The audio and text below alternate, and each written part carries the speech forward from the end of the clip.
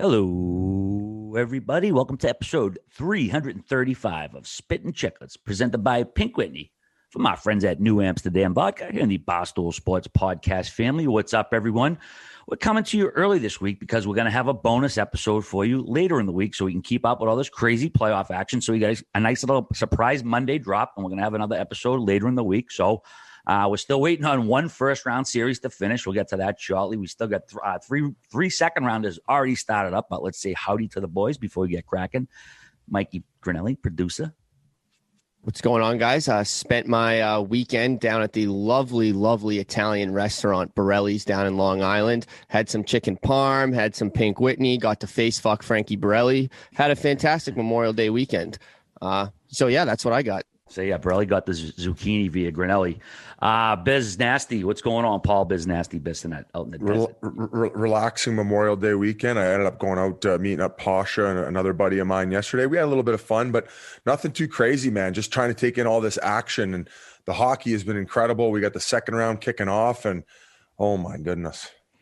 Yeah, I think we all had my goodness, the Toronto Maple Leafs. All right, I'll let you introduce Ryan Whitney, but this is fucking crazy, man. Yeah, I think we all need a little time to get the wind back in our sails after 4 nights of live streams down Manhattan. That got a little crazy. But last but not least, the Wit Dog, Ryan Whitney. What's going on, brother?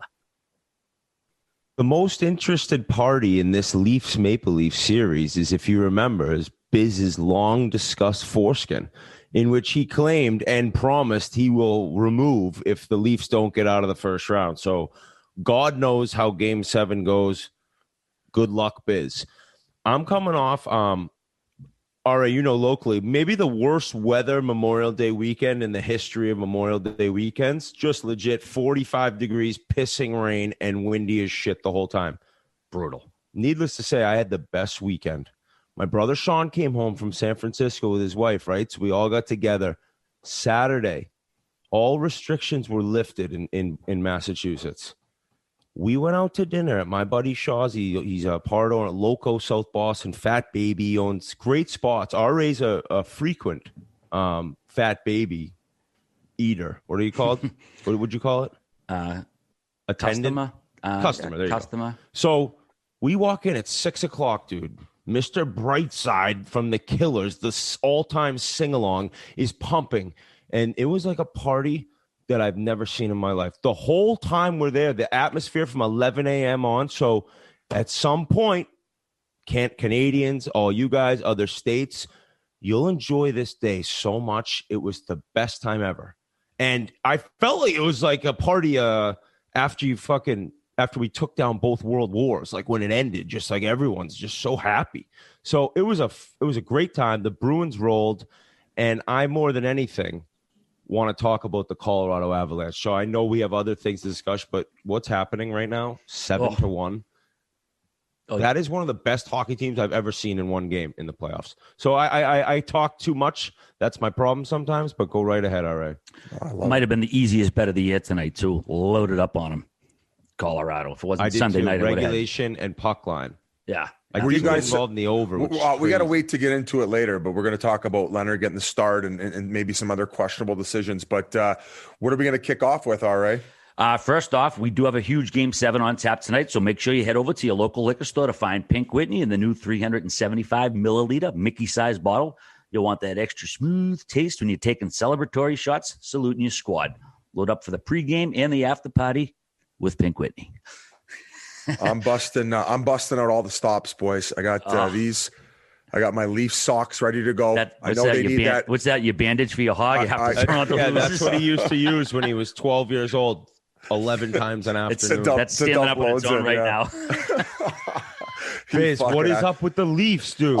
Man, I'm looking at it the same way that Minnesota Vegas series went down, where I still think that they're generating more chances. They're out shooting them. Jack Campbell's, despite how well Carey Price has played, Jack Campbell's got better numbers.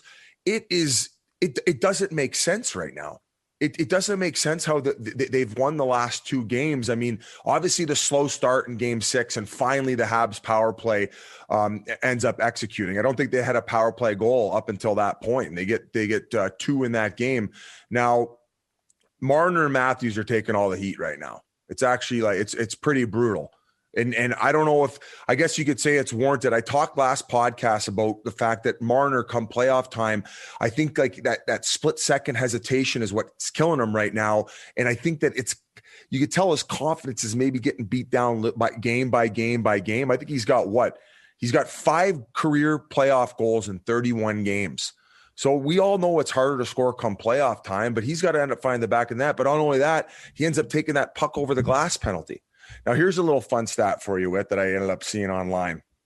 Mitch Marner has 12 career PIMs in the playoffs, 6 minor penalties. Here they are. 2018 Game 2, puck over the glass. 2018 Game 6, puck over the glass. 2019 Game 5, puck over the glass. 2020 Game 4, tripping. 2021 Game 1, puck over the glass. 2021 Game 6, puck over the glass. Is that not fucking insane to you? Dude, that ends up making the 5-on-3 in which they scored on. I believe that was Toffoli's goal, or maybe it was Corey Perry. I can't remember who scored it, but obviously the pressure seems to be getting to him a little bit. Yeah, I think that play was the most evident when you're looking at like how much his confidence has dropped, because it's such a panic play. This guy is like the master of never panicking throughout the. I mean, 4th in the league in scoring this year. Everyone saw what he did, and then Matthews leads the league in goals, and they have 1 apiece. It's just when you make that much money and you're that good in the regular season, and all of a sudden you're getting older. Biz, I think we talked about this when there were rookies. As you get older and the money comes, it doesn't matter what you do in the regular season. If they lose tonight, if they lose tonight, it's like, all right, now everyone's going to be all over them. Where before, right, they were still like young enough and good enough and had done enough in certain playoff series to be given a pass with the losses. But now dude. And if you look at the way like they're playing, Tavares being out, you don't think it'd make that much of a difference. I shouldn't say that, because right away it's a panic. It's your captain. It's one of your top players. But the way that Marner and Matthews were going, you're like, all right, they'll be fine. We're thinking they're like Bergeron, Pasta, Marchand. And it's just been different. And so I think that Carey Price deserves a ton of credit.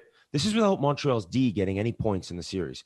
But the biggest thing for me, Sandin has those 2 fucking horrific plays in Game 5. He turns it over. He gets crushed on the first goal. He turns it over on the third. So they put in McDermott. Dermatologist, yeah. You get to OT last night.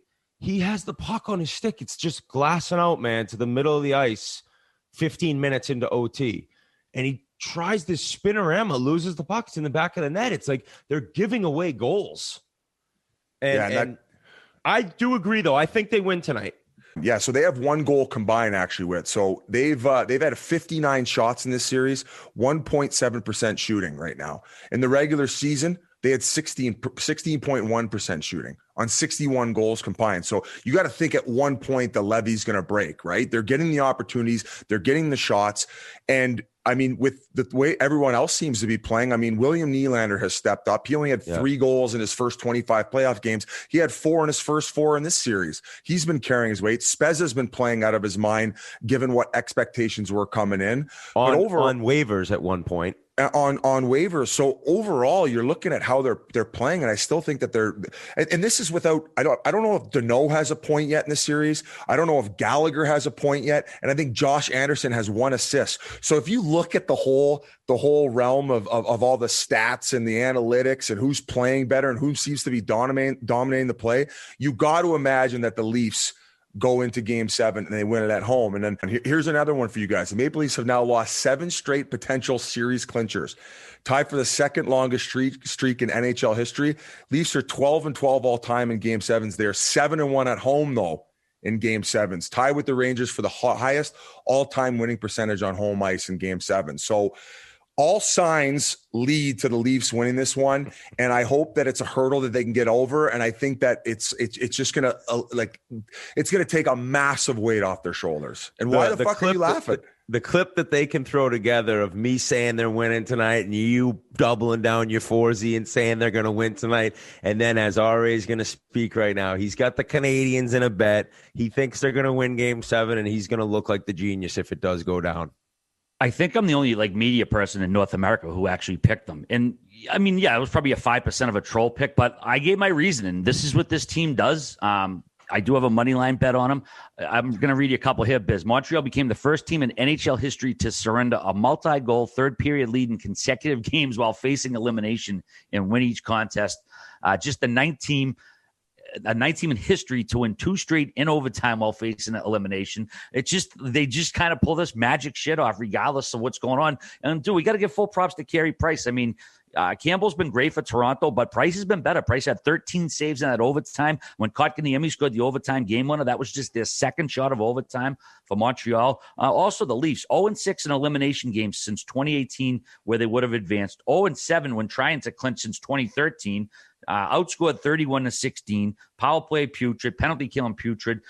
You just wonder how much of it is mental. Obviously, there's not a lot of the same players that were on the team in 2013, but, it's almost like it becomes institutional, and they're not going to have John Tavares either. He's not going to be available for Game 7. You're looking at a Boston Red Sox situation at this point if they're unable to get over this hurdle. Now, I agree with you. I think aside from numbers, I do believe Carey Price has outperformed Jack Campbell in this series just from eye test. But I'll tell you what, Whit, I've been very impressed. His numbers, I guess, aren't jumping out, but Corey Perry, every time he's on the ice, he seems to be making plays.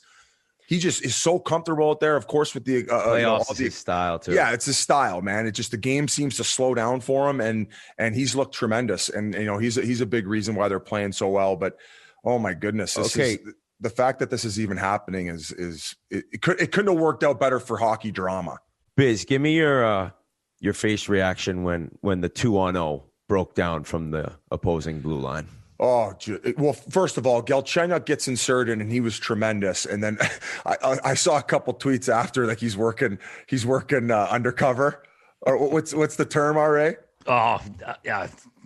What's a double agent? Yeah, he's a double agent. Yeah, you both couldn't think of the term double agent. I was like, what special term are they thinking of? Yeah, well, yeah, I was thinking of 007. But I mean, goodness, to turn around there, you're essentially the last man back, and he just throws that pizza up the middle, and 2-on-0. And I tell you what, well executed. Nicole Caulfield, another one of the young guys, puts it right into Suzuki's breadbasket. And what I was thinking at that time was, hey, at least we get one more game. I wasn't thinking, oh shit, they're gonna fucking lose Game 6, and here we go to Game 7. I felt bad for Galchenyuk given the impact he's made coming into the series. And he has played well. Even in that Game 6 overtime, Leafs fans were pissed off because they thought he took a high hit earlier in the overtime.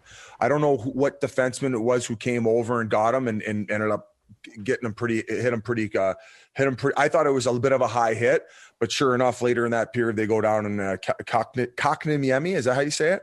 Yes, Barry Kotkaniemi. And this is a guy who didn't start the series with. He's got he's got 7 goals, career playoff goals, and he's under the age of 21. That's more than McDavid had under the age of 21. It's more than Messier had under 21. More than Yzerman. He is very, very impressive come play time as well. Yeah, I couldn't believe he didn't play in Game 1. And if you would have heard, and is Muzzin playing? I don't know if I brought that up yet. I can't remember. But if he isn't, that's a huge loss. He looked like he pulled something there. My biggest thing also is if Muzzin plays, because if he misses the game, it's an enormous loss for the Maple Leafs. He's a great player, and he looked like he pulled something. And I never would have thought if they were in Game 7, the issue would have been their goal scoring. And Campbell's been good. It hasn't been him one bit. Yeah, no, you can't blame it on him. It's the goal scoring. The offense isn't coming. Their two best players aren't producing. Nylander is doing it, but Austin and Mitch aren't right now. And as far as Campbell went, I was shocked to learn he's only the second American goalie to ever play a playoff game for the Leafs. Yeah, I couldn't believe that either.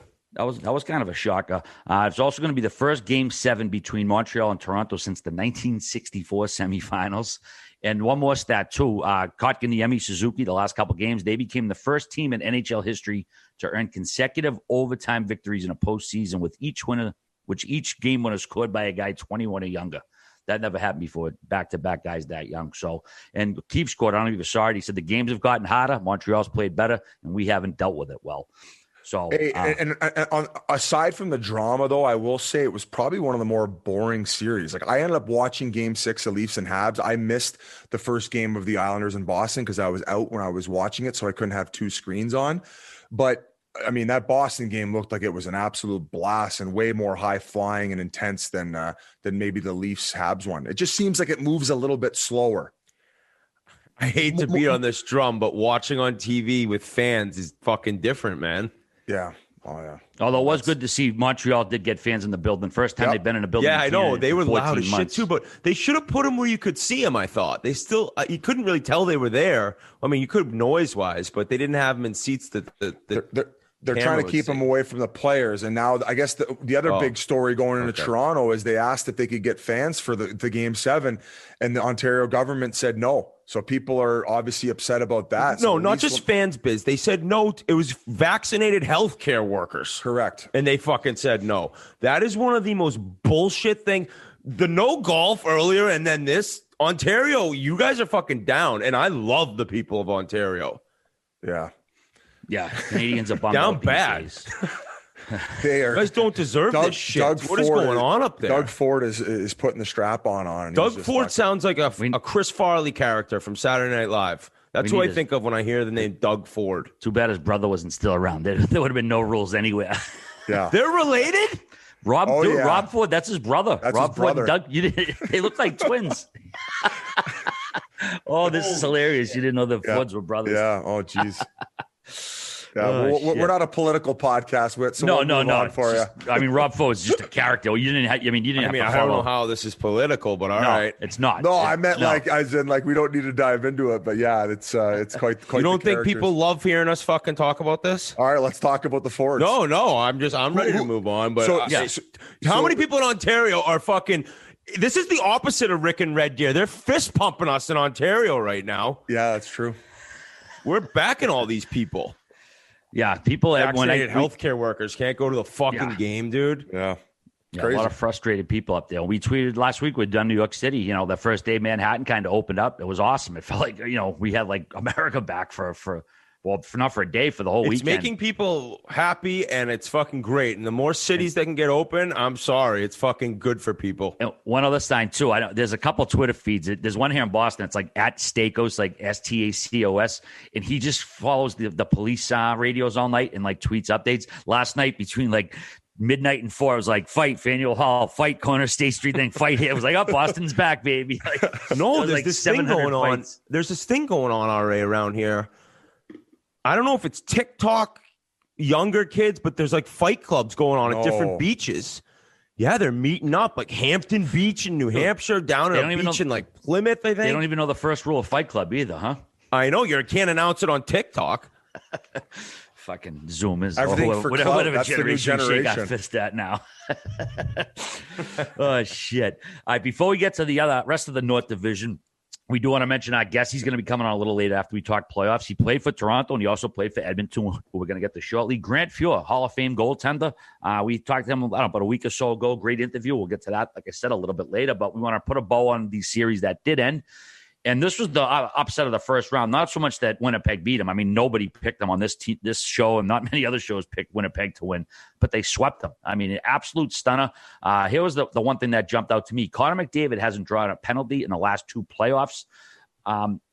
People think automatically you should get them, but I'm curious, Biz, when you hear that, how many other guys are in that same category who haven't had calls in the last 2 playoffs? I mean, is it big? Is it small? Is it a coincidence? I mean, you said it before we ended up hopping on, and that jumps out to you just because every year he's the league leader in the regular season as far as drawn calls. Now, that could also be a segue to people to be like, why is it reffed differently? And we all know that playoff time, it's a little bit tighter checking, and players seem to get away with a little bit more. But yeah, that's definitely something that pops out. And I'm sure that he's looking back on this playoffs as a massive disappointment.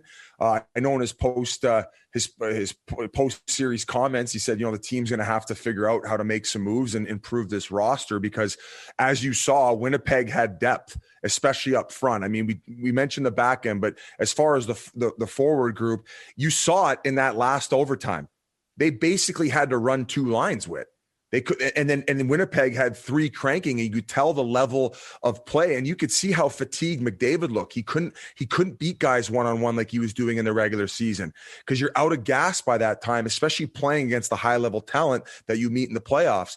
So, that is going to be an issue for not only the team, but for him to get a little bit more energy in order to do what, let's say, McKinnon's doing. What he's that's the number 1 and 2 in the world right now. And you look at the depth that Colorado has and he's able to play with, he's able to maintain that fucking high velocity speed and play and continue to do that. Where McDavid, I feel like by the time he gets into playoffs from carrying his team in the whole season, he's fucking gassed. He just, and maybe that's the reason he wasn't able to draw as many penalties, because he didn't have that extra step that he had throughout most of the regular season. So we all know playoffs is a different beast, guys. I'm sure that he's, disappointed more than anyone, but that's kind of what I have to say about the whole drawing penalties and how that series ended up playing out, especially game 4. I'll just say this, Biz, well said. Every single Stanley Cup champion, you look at the roster, you say, look at their third and fourth line. Look at Tampa, Coleman and Gaudreau. There's nothing. What is McDavid going to do? What is him and Draisaitl going to do? It's just facts. And now people come out and say, oh, he's never done anything in the playoffs. Dude, RA, you want me to go old school Red Sox? People used to say that shit about Ted Williams, dude. There ain't nothing more he can do. McDavid has zero help. He's able to do what he's able to do in the regular season because the checking's different, exactly like you said. When the playoff starts and the level goes up, no matter what it happens, you cannot play through those minutes dealing with that type checking when there isn't as much called. So until there's a second and third, and I love Nugent Hopkins. Until there's a third, fourth line, they're fucked. I love Nurse on D. Well, I think that if I can hop in right there. But Biz, you have to draft. You have to draft well. You have to draft these players because they're not going to sign there. So I don't know. What does Edmonton do? Well, we talk about depth. Look at the back end too. Darnell Nurse, I think in the first overtime had to play 14 minutes. So even on the back end, they don't have it. Him and Tyson, right? What were the numbers? I think he played over an hour. He had 62 minutes of ice time, which I think is the third most since they started tracking it. 62:07, yeah. He didn't leave the fucking ice. So not and then like we were kind of ragging on Winnipeg's D. Keep in mind, folks, like we're not able to keep track of the entire league. Like there's so many fucking teams and everything going on. They were fine rolling, 4 to 6 D, especially in overtime. So if anything, they had better depth than fucking Edmonton did on the back end. Do I think that Edmonton probably has the bigger names than Darnell Nurse and Tyson Barrie based on numbers? Sure. But you can't get it done. And that group of 5, probably the group of 5 guys that really helped get them in there, it was evident that they just don't have enough help around them. And that's why they ended up getting swept. And fuck, we look like clowns as the experts. I don't know, no one picking Winnipeg. Yeah. I mean, right now, will they be favored in this next series? Definitely if Montreal wins. If Toronto wins, I don't know. Maybe not favored, but it won't be big line. I think Toronto will be favored, even though they've got. What would you guess it is? Minus 130 plus 110?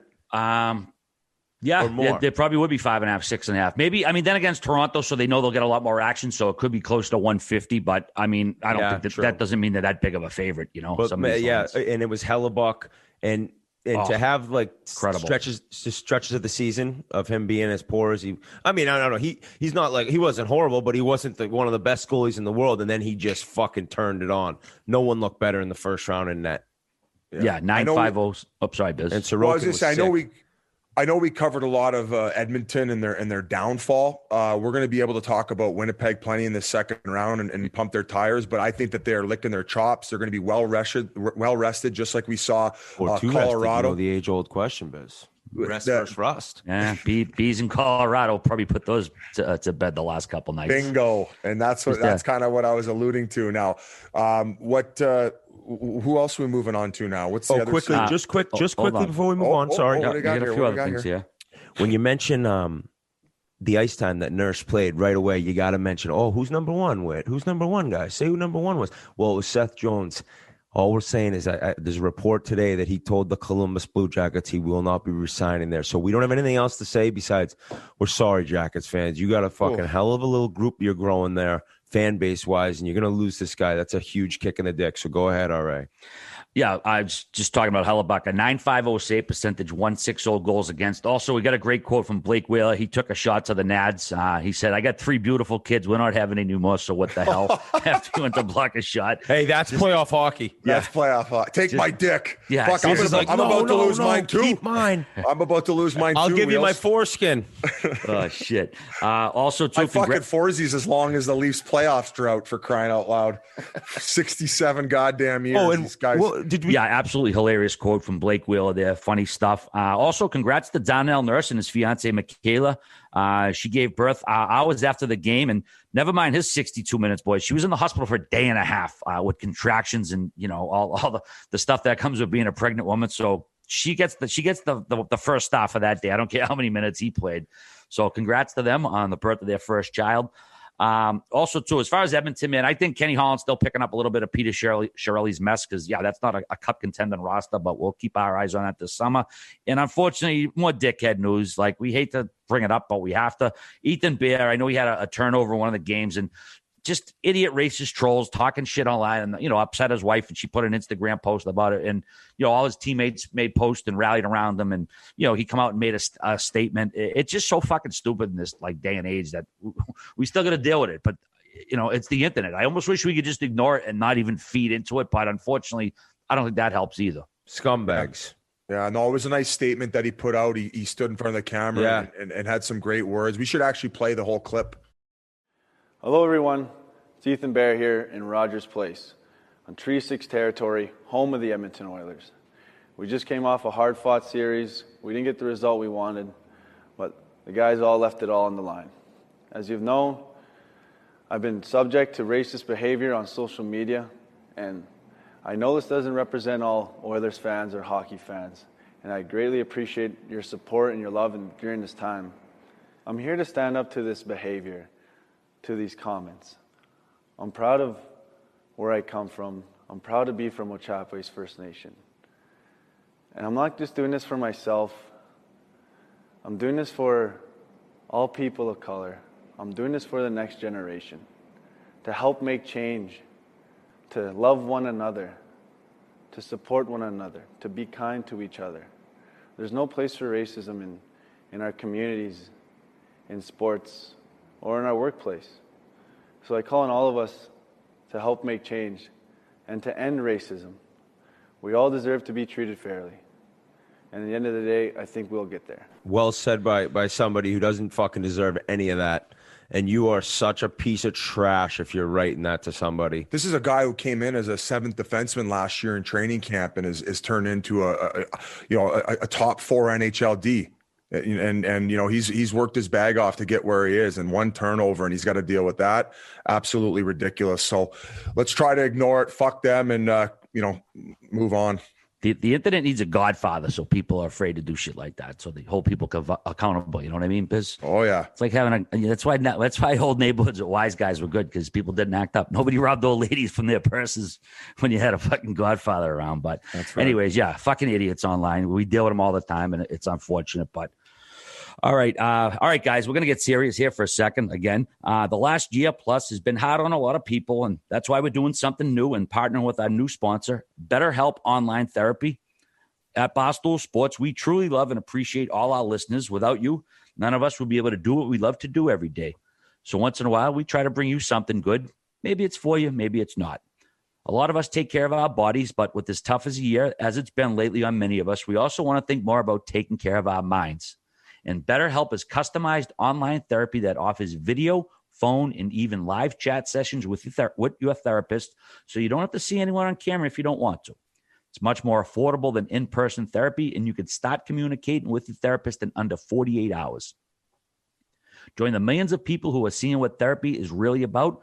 It's always a good time to invest in yourself because you are your greatest asset.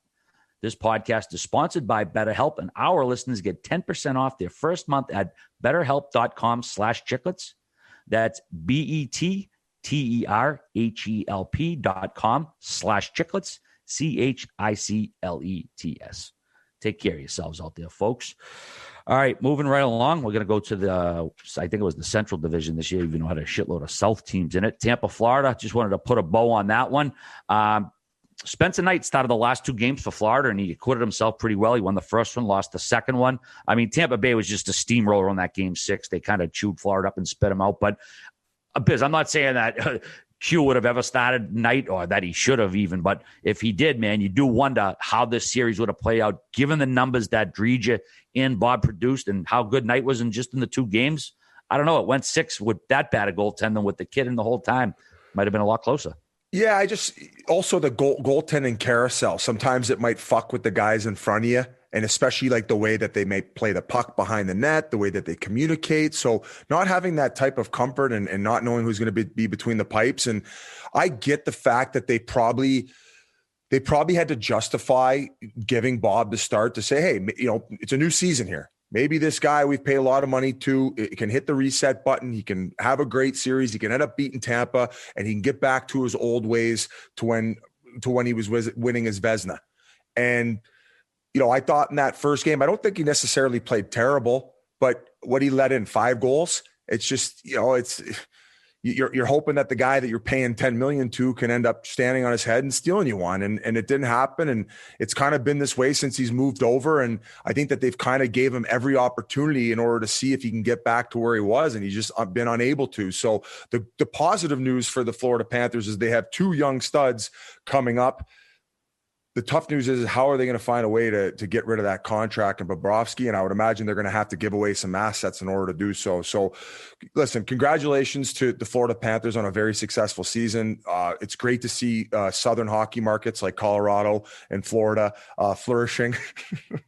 Although I only got a chuckle out of Grinnell there because people were giving me a hard time about calling Colorado a Southern because market. I didn't see many people come out and say that's what I mean. That's what I'm I'm saying. That's what I'm saying, bro. Oh, so you're winning.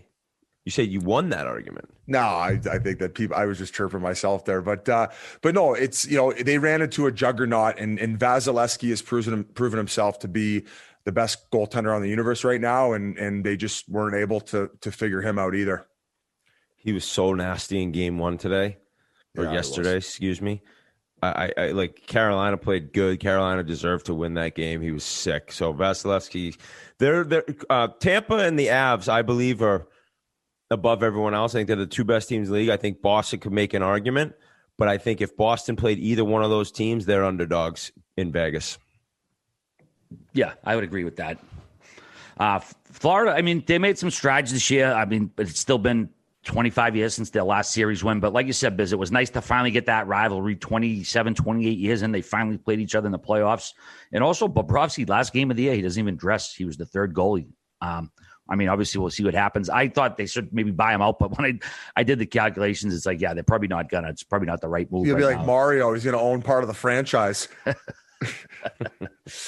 So either way, it was a very entertaining series. I thought probably one of the more entertaining of the first round. But, either way, it was nice to see, again, the intra-state rivalry down south.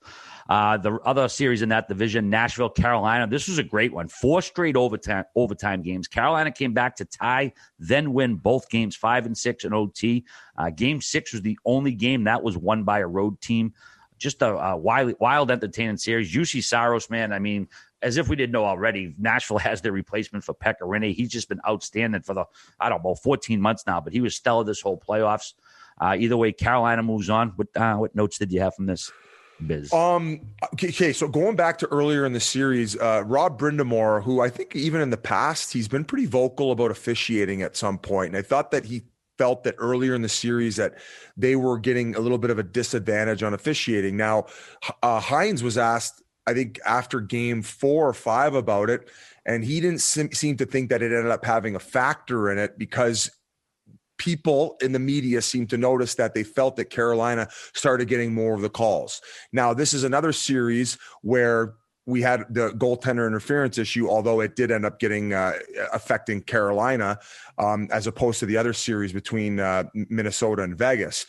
So, Whit, I guess I asked you, do you think that a guy of Rod Brindamore's stature, having as much respect as he has, when he speaks out about officiating, that one, they hear it, and one, it might affect their decision-making? And I talked about the goalie interference real quick. In game 6, when it all ended, I felt after Brady Shea took his original penalty, they ended up evening it out on a neutral zone play to put it 4-on-4, where I think it was Aho got bumped into, but he was the one who backed up into the Nashville player. And then they evened it up, and then Jordan Staal ended up scoring the winner on that 4-on-4 play, where I was like, these penalties are sometimes called where the guy, blatantly bumps into him and he could have maybe moved but I felt that Aho was at fault for running into the Nashville player, and then it gets evened up. I thought it was a bullshit even up call. I think that overall, I've read stuff too. It's been a tough playoff so far, refereeing wise. It's like there's just so many calls that people at home completely disagree with, and that refs, one night it's a penalty, the next night different refs, it's not a penalty. So the consistency is tough. When you talk about Brind'Amour, do I think like it affects? You said, do you think they hear it, and do you think it affects them? Yeah, they definitely hear it. Does it affect him? I think it depends on the guy. Maybe there's a guy who's like, oh, yeah, and is somewhat not intimidated, but respects Brind'Amour and looks to help him out. And then there's a guy who's probably like, fuck him, and might even go against him even harder. I don't know. Like calling out the refs public, you never know what you're going to get the next night. The next night you have these guys. I usually think he's pretty respectful about it, though, RA, and he does do it in a way where it's but he's making it clear he doesn't think it's good. Yeah, that's true. Yeah. He's not being crude about it. And the thing about it is, after Shea's penalty, I mean, there was nothing that needed to be evened up. He got a fucking 3 for $1. He committed 3-4 penalties in a row. Like, they finally call him, and then they call the incidental. And I think it was Brandon Press tweeted about it with the video, and you watch it again. It's like it was incidental contact at most. And I mean, I don't know how you could pick one guy or the other. They collided, one guy falls. That's not typically a fucking penalty. So yeah, it sucked. That's a tough way for your season to go. It's such a chintzy call, makes it 4-4, and you lose the fucking game as a result. And even as Aho's backing up into him, the guy stops and tries to avoid it. So that's why it looked a little bit crazier. But we'll have to talk about the goal interference later in the Vegas Minnesota wrap up. We'll get to that very shortly. Yeah, to get that shortly. But hey, a great fight by Nashville, and it was fun to see that building rocking as well. Whit, and you had one last thing. Yeah, Jacob Slavin. I've talked about him before. This guy is something else. He missed 3 games. He had a lower body injury. Comes back, 3 assists, 25 minutes a game. And that play, D-to-D, him to Dougie Hamilton to tie it up. Game 6, 3-3 was one of the nastiest plays. How often you see a D-to-D pass, cross-crease tapping? I mean, it's like those two guys get on the ice together. They're both such good skaters. They wheel around. An awesome player that comes back, no surprise. And then Aho. I think Aho's kind of one of those players. If you don't know much about hockey, you watch a game, you're like, that guy's he's better than everyone else. You know, he thinks the game. He's quick. He's so good with his stick. His hand-eye is ridiculous, and he's like very fun to watch play. Okay, I actually got them mixed up. The Jordan Staal one was when they won Game 5, I believe. The Aho tip was to win it. That surgical tip he made on that point shot was disgusting.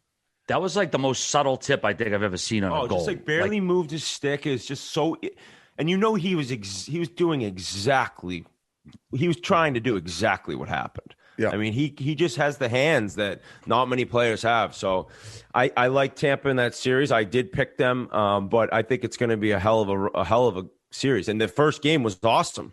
It was. Other than that goal, the game winner by Gaudreau was terrible. That was a street hockey goal. Yeah, that was like, I was like, how did that just go in? What the hell? I thought he toe picked. No, he flat out missed the post with his skate. And then he was lost, and he's like falling over into the post with his shoulder. The most frustrating part about it is Brady Shea could not have played that one-on-one when he was flat-footed any better. He had his stick out in the lane. He forced him to that poor angle, and that's the shot you give up. That's the one you're willing to give up. Yeah, that's all day, baby. Yeah, as far as the ref and shit, Hines said it had no bearing on anything as far as, the opposite of Brind'Amour. Brind'Amour, actually, that was a cool thing we want to mention too, Biz, when he had his father on the phone, and he says his father's been having some health issues, and they had the whole room sing happy birthday to him after they won. That's just a great clip, no matter who you root for. As far as Nashville, man. Couldn't you tell how fucking intense that dude is? He's like walking around like But it was so cool. You could tell you get a little emotional. His dad's there listening. That was one of the best clips of the playoffs so far. Somebody said he definitely got his steps in that day. He fucking Yeah, imagine that guy in the weight room. He's probably screaming at himself as he's bench pressing. It's like puppy. Yeah, Nashville, they really turned their season around too, Biz. I mean, we were talking about, well, I forget, someone floated a rumor that, or they heard John Hines' job might be in jeopardy, and then after that, they went on a sick tear, and, it looked like it might have been a time to break this team apart, but I don't know. I thought it was a pretty reassuring year. We created that rumor. We put him number one on the Vegas odds list. No, Adrian Data, I'll give him full props, give him credit. He said it. I'm not tagging him. I mean, he tweeted it out, and that's where we reported it from, or passed it along, I should say, and obviously it didn't matter. But I think you ended up saying that Poyle's not the type of guy to usually switch coaches in the midst of a season, right? He's right. Maybe never done it. Not that quick, certainly either. I mean, it would have been a very, very early firing, and but it was just, I think, indicative of how bad the season started. But they obviously turned it around, had a pretty good season from themselves. But Carolina moves on, and we're going to move on to the next division, Minnesota, Vegas. This ended up being a hell of a series. Vegas was up 3-1. Minnesota battles back, forces a Game 7. Then they just didn't have enough. Vegas turned it on when they needed to. 6-2, they win Game 7. They just rolled over them. 34-20, outshot them. 66-33 at the dot. Janmark at his first ever NHL hat trick. And actually, did you see the clip of Robin Lehner from the bench? He threw his hat, the goalie, the back. He chucked his hat in the ice, then fist bumped one of the coaches afterwards. So what do you got on this series, buddy, to wrap up? Well, the Game 7, hell of a game. It's 2-2, right? And I think that when Pacioretty came back, like, the crowd went nuts early in the game for him. And, of course, he gets that game winner. I mean, he's one of the top goal scorers in the league when he's healthy. And just the feeling for that team to get him back in the room must have meant so much. That building was going bananas. And in the end, Minnie had a hell of a run.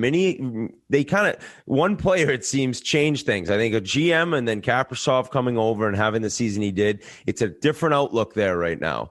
But Vegas was the better team. And I liked your analogy, Biz, in that if Toronto wins, it's like Toronto, they deserve to win the series. I think, you know what I mean? If they keep playing and out shooting and out chancing them, it's like the levee's got to break at some point. And Vegas, they put it on, and it was. I didn't think it would be 6-2, but I did like them. I did like them to win Game 7.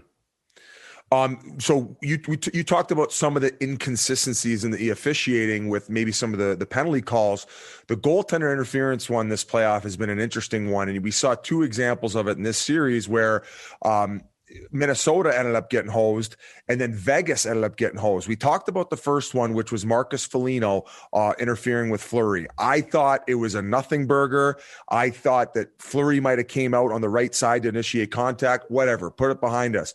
Well, if you're a Minnesota fan and you're pissed off about it, you got to look back to Game 6 when it's 1-0. And that Alex Tuch goal or Alex Tuch screen when Dumba's backing into him. I thought that Dumba forced him into the crease, and that's what ended up creating the initial contact. Although I didn't even feel like he hit Talbot that much. I feel like as the play moved across the blue line, Talbot followed it, and he didn't like look like he got bumped very hard or anything. And if he did, it was because Dumba had his ass inside of Tuch, and he was forcing him back. So that goal ends up getting called back. And who is it? Vegas loses the challenge. Well, sure as shit, Minnesota capitalizes on that power play, and they go up 2-0. So from the standpoint of the goalie interference so far in the playoffs, we've seen 3 examples of it. And in every situation, I think that they've all should have counted as goals where they disallowed them, but at least they're staying consistent where they're saying that if the guy is even an inch inside the crease and the goalie is touched, there's no goal in it. So I feel like it's the foot in the crease all over again playoff. We're seeing too many of them where we know there's going to be a few more coming down the line here. It's just so annoying that like a goal is scored and you see some sort of like contact and right away like, well, what's it going to be? What's the review going to show? The issue is some of the challenges, and then you have to go back on the PK. It's crazy, and it's only going to get worse. There's going to be some sort of ridiculously controversial decision made coming down the line in these playoffs with these in the crease. I don't even know how to describe them. Incidents. GI, as I call it. Yes. RA, one other quote that was interesting, especially after I thought he had a really good series. He was healthy scratched earlier on. Parise, he had a goal in that game 7 as well. After the game, can I throw it to you? No, I was just saying, maybe we should have G play it. How motivated were you tonight? I know it's a game 7, but just personally, how motivated were you? No different than anyone else. I mean, we were all motivated to play game 7. It's these are special games and opportunities. With all the the sideshow stuff that's been going on. Yeah, I mean, I was ready to play from day one. So tonight was no different. So RA, like a little bit of frustration there, especially when I didn't feel like the question really stemmed from what he ended up going to as far as the answer, but that's probably the frustration he's feeling from the organization right now, and maybe a little bit of the disrespect. They have him, I think, 4 more years at 9.5, I believe. I think it's 7.5, but either way, it's a decent amount. He's going to be 37, I think, over the summer. And yeah, I mean, this is a case of a coach that has no loyalty to a guy because he's new there. Dean Everson is going to play the guy who's going to give him the best chance to win. And obviously, he had scratched Parise earlier. And yeah, he might have been still salty about they just lost the game 7. But when you sent the quote, I say, you know what? I like to hear the question sometimes because sometimes you can read a quote without context or hearing it, you can misinterpret it.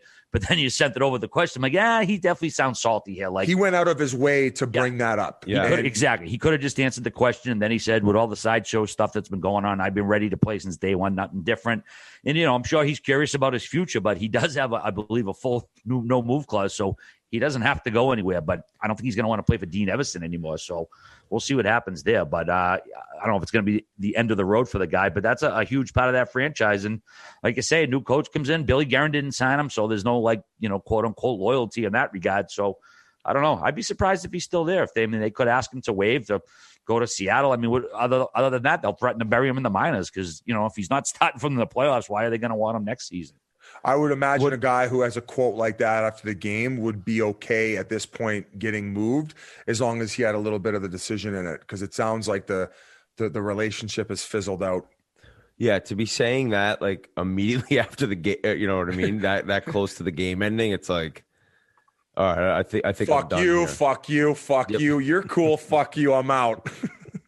What did you guys think about Fleury not starting game 1 tonight against the Avs? Because he played Friday night in game 7, and I don't know. I was like, it was one night, and they're giving him extra rest, but I thought he would go again. I thought it was strictly a rest situation, and then you're going. And if Leonard won, you think Fleury was going back in?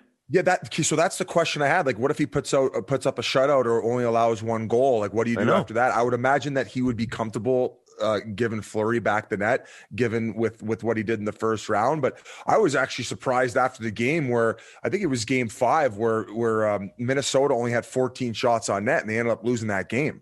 At that point, what do you do, right? So we know Fleury's going back in net. Colorado is an absolute juggernaut. I don't think it didn't matter who was in net tonight. They were not winning that game. I was waiting for the Alan Walsh meme of like Leonard in a room with like the Saw scary face. Putting rat poison in his coffee before the game. Oh my goodness! I'm just kidding, Walshy. All jokes, yeah. Fuck! I mean, he could handle it. He fucking threw out the He's saw. talking about him in a cell with the saw monster. Jonas Brodin also. That was a huge loss too. Going back to Minnesota. I mean, it was still a close game at that point. He was playing 24, 25 minutes a game. He's maybe not the most heralded guy out there, but he's a fucking great defenseman. And they lost him, and also too the Ryan Suter hit from Revo. That was kind of a tough one. Yeah, It's tough to watch. I'm going to say this. I don't think Revo thought he was going to be burying him into the post. I think he saw him last second, and his instinct was to like throw his hands up first, and then Sutter. Yeah, Sutter was turned into the net or Suter. No, but it ended up being bullshit. The way that that looked like fucking bad to bury the post with your face. I mean, that was not a good-looking video at the end. You thought it was suspension-worthy, maybe 1 game? I didn't think he would get suspended because, like I said, he was hitting him where it looked like he was going to hit him, and he was kind of maybe go over the right side of the net. And as he turned, it was the most perfect and awful timing where the push ended up burying his face into the post. Yeah, just a tough scene, and Suda's not the type of guy to fucking milk something like that. Oh either, no, so. Get that guy Revo out of the league, Goon.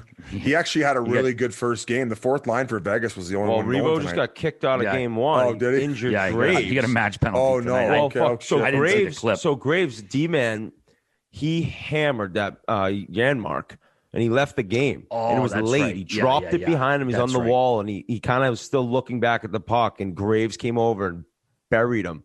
So Revo in front of the net, it's 6-1 or whatever it was, and he's basically he like, I don't know if he headlocked him. He got him down on the ground, and then the melee came in, and then he kneed on his face.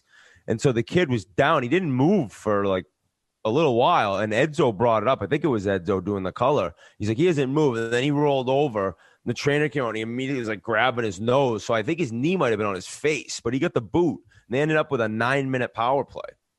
Yeah, so I stopped watching because we hopped on here with like 10 minutes left in the third. So I missed that. But I thought in the first couple of periods, like the fourth line for Vegas was effective. But you think he'll get supplementary discipline? I don't know. This? It was honestly just as we started, and I was kind of watching it, like, what is going on here? Because he was down.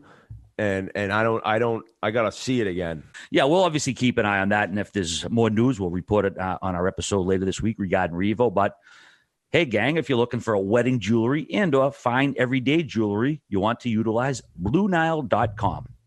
Whether you're customizing an engagement ring or designing diamond stud earrings, at BlueNile.com, you're in control. Build a more brilliant piece at a price you won't find at a traditional jeweler. Choose from more than 100,000 ethically sourced GIA-graded diamonds in every shape and size with an endless selection of settings to help you design the ring, earrings, or pendant of her dreams. BlueNile.com is the OG online jeweler, and they've helped millions of couples with their engagement rings since 1999. Make the moment sparkle with jewelry from BlueNile.com, and Spittin Chiclets listeners get $50 off $500. This podcast exclusive offer includes engagement. So looking for an engagement ring, by all means, check it out. Use the code Chiclets. Again, code Chiclets, CHICLETS. Plus, every order is insured, ships free, and arrives in discreet packaging that won't give away what's inside. Shop stress-free and find your forever piece. Go to BlueNile.com today, and the code, once again, is Chiclets. All right, boys, one other series to put a bow on here. The Islanders-Pittsburgh. Islanders beat them 5-3 in Game 6 to win the series. The Coliseum was absolutely rocking. Penguins blew 3 one-goal leads in that game. Tristan Jari, man, I mean, he was the story on Pittsburgh's side, not for good reason. 888 save percentage, 318 goals against. That's just not going to cut it in the playoffs for any team. Pittsburgh came in, confidence was sky high. Everybody was kind of buzzing on them, but didn't pan out at all. There was only one member of the panel here who chose the Islanders to win. That was me. What do you get to say for yourself? I think that the Penguins had absolutely zero goaltending. And how are you supposed to win when on the other side you got Sorokin playing 4 of the games and being unbeatable? So at one end you can't get a save, and at the other end you can't even get one past him. It's like it's a recipe for disaster. Pittsburgh with a great regular season, but if you look at the Islanders, the way they're able to grind them down, and Frankie said it. It was like you just wait. They just wait, and they just live off turnovers. And the Penguins had them, and like I said, couldn't get a save. What was their backup situation? Like, had they never thought to go to the backup in games? Who is it? RA Maxime Lagacé. Legacy? Legacy. Is it Legacy? I have no clue. I didn't even know who it was. I was wondering where the fuck, why did they put him in the net? Did they even have a backup? Yeah. Because after that second goal in Game 6, Pajot comes over the blue line. He's on the wall. He throws it towards the net, towards his blocker. Awful fucking rebound right on the Palmieri stick in the back. I'm thinking, okay, I know it's 2-2. You probably shouldn't pull him there, but I might have, just given with how he'd been playing, and obviously his confidence is shook at that point. And then the fourth goal, a squeaker right between the legs, that ended up being the eventual game winner. And obviously they kept him in. He ends up letting in one more. I think they ended up losing 5-3, but oh my goodness, they just couldn't get a save when they needed it. They blew 3 one-goal leads in that Game 6, and yeah, you look down the lineup, and Jeff Carter was a great insertion. He had a great playoff as well. Crosby's numbers probably not where they should have been compared to what what he's brought in the past, but I still thought he was very effective out there. They were generating a ton. In People were all over me. People were all over me for saying that he was playing well. Now, yeah, I guess if Sid's not getting a point per game, for him it's not playing well, but he was getting chances.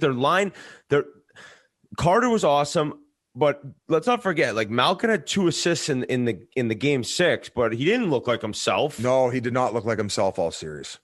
He looked hurt.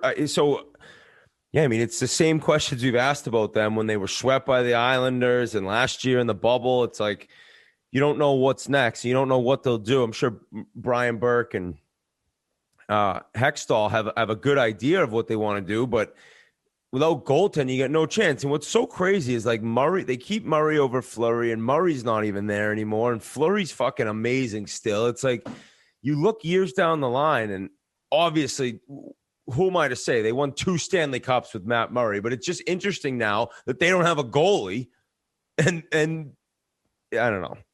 Yeah, I want the Penguins to win. Before. I'm a Penguins guy. And Elliot Friedman kind of pissed on the rumors that Mike Sullivan might be out. I mean, this is a guy a month ago everyone was talking about as a Jack Adams winner. He said it's not happening. He's still got 3 years left on his deal, so. Just want to mention that. People were trying to throw out Mike Babcock as the next Penguins head coach. I heard a couple of those online. But hey, regarding the Islanders, we have to give them credit, and what better way to do so than to bring on Frankie Borelli, our good friend. He works with the Foreplay podcast, and he's basically an Islanders jock sniffer. So should we throw it over to him, RA? Yeah, Biz, that's a good call. A little surprise for you, our friend and co-worker, Frankie Borelli. I'm not sure Grinnelli's liking him too much these days, but either way, we're going to send it to Borelli's right now. And now we welcome one of our favorite reoccurring guests, or right now one of our most hated reoccurring guests, being Bruins fans, us four, but Frankie Borelli of Borelli's Restaurant, Long Island, the New York Islanders diehard fan himself, coming off a 5-2 loss in game 1. A little bit of a panic probably setting in for you and your dad right now. No, bud? I wish we would have talked right after the Penguins series, because I was riding real high, especially with you, Whit, and all the things that you guys have said about this team. But yeah, this is a different animal. The Bruins were a team that all season long, you're like, man, you just don't want to see Boston. Hopefully some way, somehow we just don't match up in the playoffs. But so you were thinking that beforehand? You've been a little afraid of the bees. Just, they're the same type of team as the Islanders, and I think that doesn't bode well for our team. I think when we play a highly skilled team that doesn't have the tenacity and like the balls to the wall type of defense that the Bruins have, like, we're able to kind of make things happen. I'm saying we as if I'm a part of the team. I know people hate that. You are. Like, the Islanders have a way to make something out of nothing when they play a team like the Penguins, right? Like, you can just fucking crush these guys for 3 straight periods, and somehow, some way, you saw the games that they won. That double overtime game, they had no business winning, but they can just grind it out. Against the Bruins, it's going to be a little bit tough. I think too. I said from the Bruins' point of view, they wanted Pittsburgh as well, because, like you're saying, they don't play as hard defensively. And yeah, I don't have much against you anymore. The past 2 series for my Penguins against your boys has been ugly. I mean, a sweep and then a pretty easy in 6, it seemed. But my question is, moving forward, like, I don't know if you can match up with the top line you saw last night. It's like, you guys are fine 2, 3, 4, but that top line, you have Barzal as that type player. After that, though, it's kind of a kick in the dick looking at those 3 guys up front for Boston. Yeah, they're fucking unbelievable. Like, tomorrow night at the restaurant, we're serving antipasta instead of pasta. So it's just a little, it's getting kind of crazy now. My dad's walking around trying to do a buffet of bits. He's literally has a buffet at Borelli's tomorrow. It's going to be a buffet of bits, antipasta, no pasta in the building. So it's going to be, it's different. But I like to think that, like, the Penguins were a little bit better than like, they had Sidney Crosby, Gensel, Letang. Dude, they outshot you guys 2-1 basically in the last 2 games. They were out generating basically the entire series. The only thing that you guys had going for you is the fact that they had a shooter-tutor in net. Right. But like I say that, like, Sidney Crosby, Gensel, Russ, Letang, why can't we just shut down, Pasta and Bergeron and Marchand? Like, it could happen. It's not like I wanted the Pittsburgh, but it wasn't a walk in the park. Those are fucking unbelievable hockey players that Adam Pelech and Pulak shut down Crosby to 3 points. Like, this defensive core can do it. It's a matter of just getting the right bounces. Like last night, it's a 2-2 game with a power play with 15 minutes to go in the fucking game. Like, this game was closer than the final score indicates. That was like a coin flip in the third period. One save here, they kill the penalty, the Bruins, and all of a sudden they come down, and McAvoy, the fucking Long Island guy, shoots a bomb that Sorokin couldn't see. Is the Antepasta thing in retaliation to him coming in that suit game one and then peppering a hat trick on you guys? Now, if you've seen the video of the hat showering down in slow-mo, I don't care who you root for, that has to give you a hockey boner having the fans. Was it a fully packed barn, Whit? Packed to the hits. So 100% capacity. That was, I mean, come on. Is that your retaliation, Borelli? It's just, fucking the guy has a hat trick game one. We're in an Italian restaurant. Everyone's like, pasta's being served at Borelli's tonight, the whole thing. So we can't go on our heels like that. I can't tuck my tail between my legs. The only thing I can do as a fan, as a guy who just watches on TV, is not serve pasta at my Italian restaurant. That's and not get face fucked by Grinnelli on live stream. Dude, it's those live streams are starting to become something, man. The live streams, I actually think, could end up in a full-blown tilt at some point, because when he first grabbed, so I tweeted out that I saw your hat throw, which was just vicious, screaming in his face. And immediately people were like, Grinnelli threw his hat first. So for him to do that, you must have been steaming. Listen, I love Grinnelli and I love his passion. I have crazy passion. I have crazy passion, right? He's a physical person to watch a game with. Now, this isn't the first time that he's done this. We went to the Coliseum and he's grabbing my head. He's choking me out. Like, listen, bro, and I love him. He's shaking his head. Yeah. Right. So like, I want all these Spittin' Chiclets listeners to realize that I don't bring the fisticuffs first. I've watched these games with a million different people and I've never once gotten physical. Have you ever seen my frame? I'm a doughy female looking piece of shit that can, like, I'm 160 pounds, but I'm fat. Like, I can't throw bows with anyone. My shoulders are falling off, my elbows. I can't even grip a drumstick anymore. My shoulders hurt. You think I'm going to start fighting with Mike Grinnell? What are you, crazy? But welcome to the Thunderdome, buddy. But when this guy, dude, the first goal, he grabbed my neck and shanked me like I was fucking, like I was. Yeah, but then he gave you the Asian massage that looked like it felt good, I bet. Yeah, it looked good. But Whit, after 2 goals, I'm like, I have to fucking launch this dude's hat into the next county. I have to. I'm getting embarrassed out Dip here. his head in the grease. And when he chucked your hat first, the whole Borelli's is like, ooh. Whoa, I thought I was getting stabbed. I actually thought someone was going to stab me. He walked into my house and took a shit on my table. Like, I'm like, I got to do something here. But listen, I think we'll be able to wrangle it back a little bit. If it gets any, I mean, that's game 1. Where do we go if this thing goes game 7? I have to start. I got to bring a gun or something. I don't know how far this goes. Is tonight a must win for you, Frankie? Tonight, Monday. Yeah. So yeah, tonight, on the road, and you guys like playing, right? Like, isn't that what you guys are doing going into an away? The goal is to get one. The goal is to get one. And in the end, I know what RA's saying, because I don't think it'll be possible for them to win 4 out of 5 against the Bees if they do lose tonight. But it ain't over till you lose a game at home, right? If you're down 0-2 and you're going home, it's a little different than losing the first 2 at home and then going on the road. But the thing is that 5 games remaining after tonight, if they're down 0-2, the Bruins are too deep. The thing I wanted to ask you is, the stream was awesome. The numbers were great. Like, even the story Dave put out with like kind of the highlights of the night, I loved watching it. That means you can't go to games 3 and 4?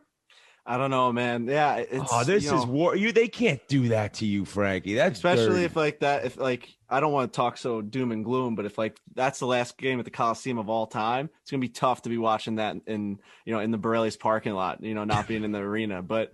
Anything for the business. Like, I felt bad for Grinnelli that, he's got season tickets. What are you, section 220, whatever? You're 323 row 1, baby. Let's go. 323 row 1. He was pointing him out when we were watching the national anthem. I'm like, and I thought to myself, like, this fucking guy came all the way down to New York City instead of Boston on Memorial Day weekend to watch it in our restaurant in front of all Islander fans for a home Bruins playoff game during a season that this is it. Like, this is your core group that they're supposed to win the cup now. I would do anything to be in the arena. So hats off to the Boston fans for doing that. Total respect, because I love being in the building. I don't know what's going to happen. Dave loves us in the restaurant, so we'll do whatever. We were going to bring Avery on, but you did a pretty good job of insulting yourself already with you describing your build. So I guess we'll just not give him the call this time. Dude, were you expecting us to maybe bring him on again?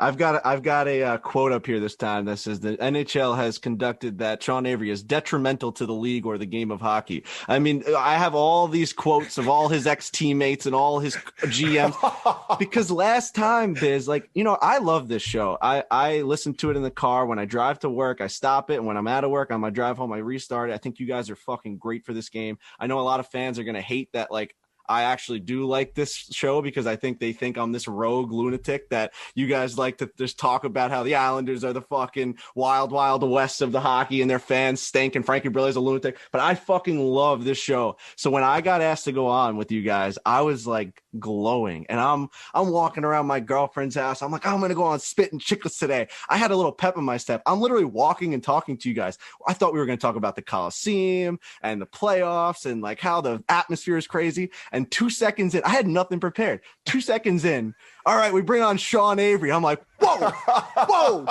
whoa. And we buried you with that. That was hit from behind. I'm closing doors. People are like, Frankie, do you need the computer? I'm like, shut the fuck up. I'm talking to people like at the house being like, shut the fuck up. It felt like the beaches of Normandy. People were flying in from everywhere. The fucking waves were crashing on me. And everyone's like, oh, Frankie got his fucking hat fed to him. It's like, yeah, I didn't fucking – Sean Avery's a good shit talker. I didn't know that was happening to me. You know, you're talking on a platform. And that's not somebody I'm dying to go up against. You don't. He's pretty legit. Yeah, he'll throw anything at you. Yeah, and when you talk to a guy like that, he doesn't give a shit.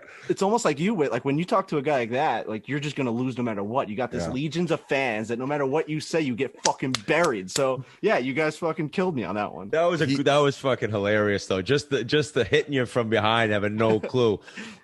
Little back to the Islanders because you're in the know. I mean, a lot of these guys you become pretty good friends with. Any word on Wahlstrom? Because fuck, what a season he had, and now he's out. Like, are we hearing that he could be back, or do you not know anything? Yeah, I heard there was not much structural damage, is what I was hearing. So you know, he was kind of walking around. The neck thing was crazy, but I'm hearing the way that snapped. But the knee was the more of the problem. So if you actually rewatch that highlight, his knee gets bent into a place that should not be bent. Everyone's looking at the neck because he looks like Gumby getting wrapped around. Yeah, you Stretch Armstrong.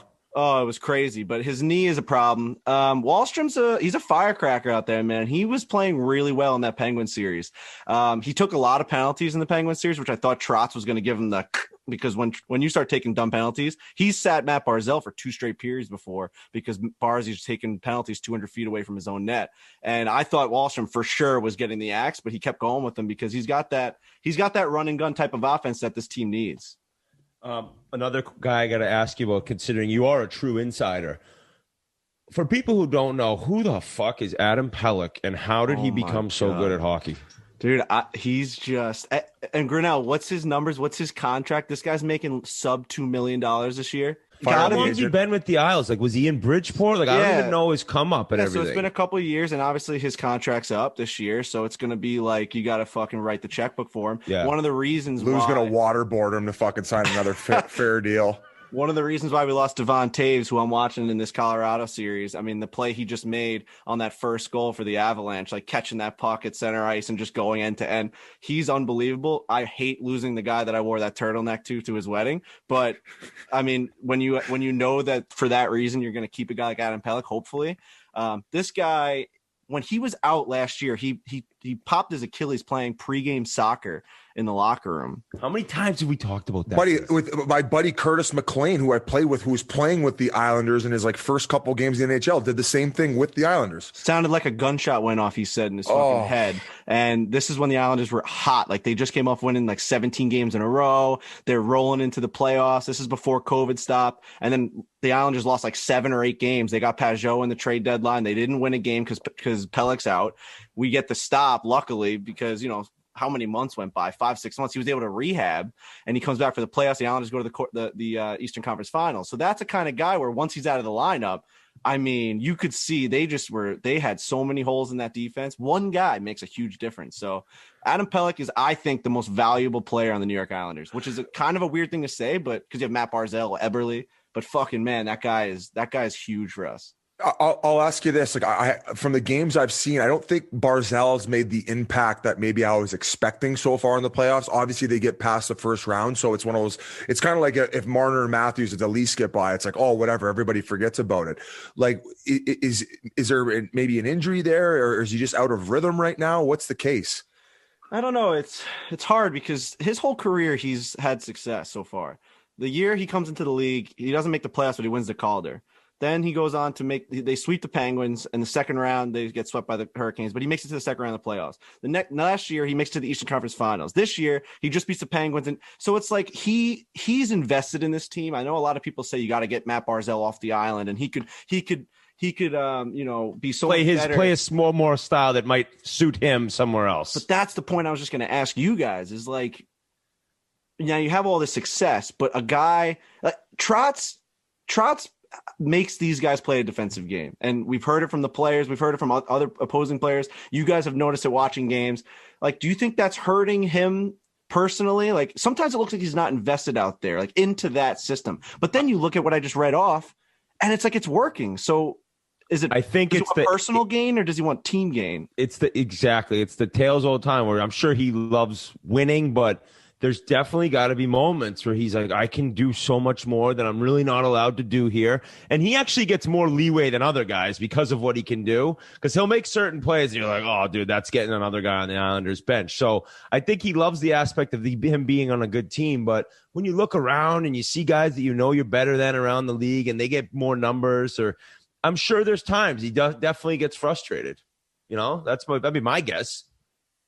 Yeah, no, it's when you're watching it, sometimes you're just like, fuck, man, I'm watching a game like McKinnon and Landeskog, and these guys are able to do things. They can take over games. Yeah. And you want to think that Matt Barzal can do that because he's done it before. But is he given the opportunities to take the puck end to end and do what he wants and use his creativity? He has one of the more creative minds in the NHL. The stuff that he chooses to do. I said that about Sid the other day, like watching him live, and you guys obviously know this, but like the things he attempts, that creative mind to even attempt some of the things that he's doing are nuts. And sometimes you'll see flashes of that with Matt Barzal. He'll throw it off guys' backs. He'll go behind the net and he'll try and knock it off of a defender. And like, he's just not allowed to do that. I think difference being is Sid's proven it and he's gotten that leash to where, like, I think if he tries one of those plays and it doesn't work out, it ends up in the back of his net.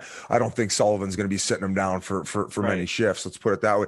Another thing I was going to ask is, was it Josh Bailey's wife when he scored the OT winner? All the wives were at the Borelli's restaurant. So it seems like this whole Islanders team is not only a family as far as the guys in the locker room, but even all the wives seem to get along and all hang out. And it's just like one big happy family. Yeah, the Islanders' wives, they are Borelli's team them all up. Smokes. Yeah, that was the funniest part of that stream. It's like they were watching me and my dad for 3 straight periods, and all of a sudden in overtime, all of a sudden they see all these just blonde smoke shows coming out. I was like, who the hell is that? They're like, are those the servers?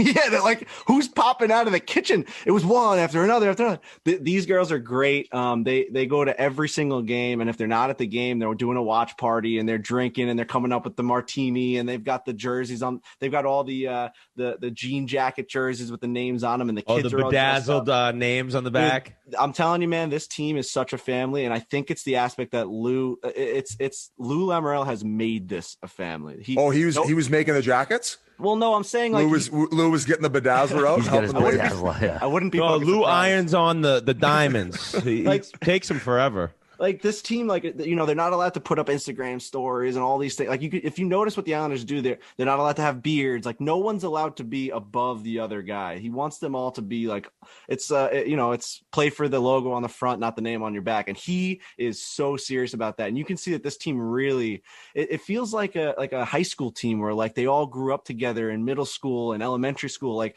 Josh Bailey and Matt Martin and Casey Cizikas. And these guys have all literally grown up on Long Island together. So their wives and their kids they all live next to each other. Long Island's a great place to grow a family. So yeah, the girls are a riot. I mean, I didn't expect them to jump on the screen like that, but Bailey is in front of the screen going crazy. And, it's just that only a place at Borelli's will that happen, where the guy scores a double overtime fucking game winner against the Penguins and the wife's jumping on the live stream. And Cassie Clutterbuck, because I grew up with Cal Clutterbuck in Welland, Ontario. He's from my home. Yeah. He's the last remaining guy from Welland still playing in the National Hockey League. So have you gotten to know him at all? Oh yeah, me and Clutter have gotten tighter as the years have gone on. We actually will golf. I heard Borelli. Yeah, we've golfed quite often here, and it's funny. So Clutter's played with a bunch of pros, and he went down to, I think, Georgia, where a bunch of the guys were playing. He played with like Spieth and Kisner, and he made a scene in front of them, basically being like, "This guy's fucking good," and he also can drink while he plays. Like these golfers were all like, "I didn't know that hockey guys were like this." Like he really made an impact in that crew.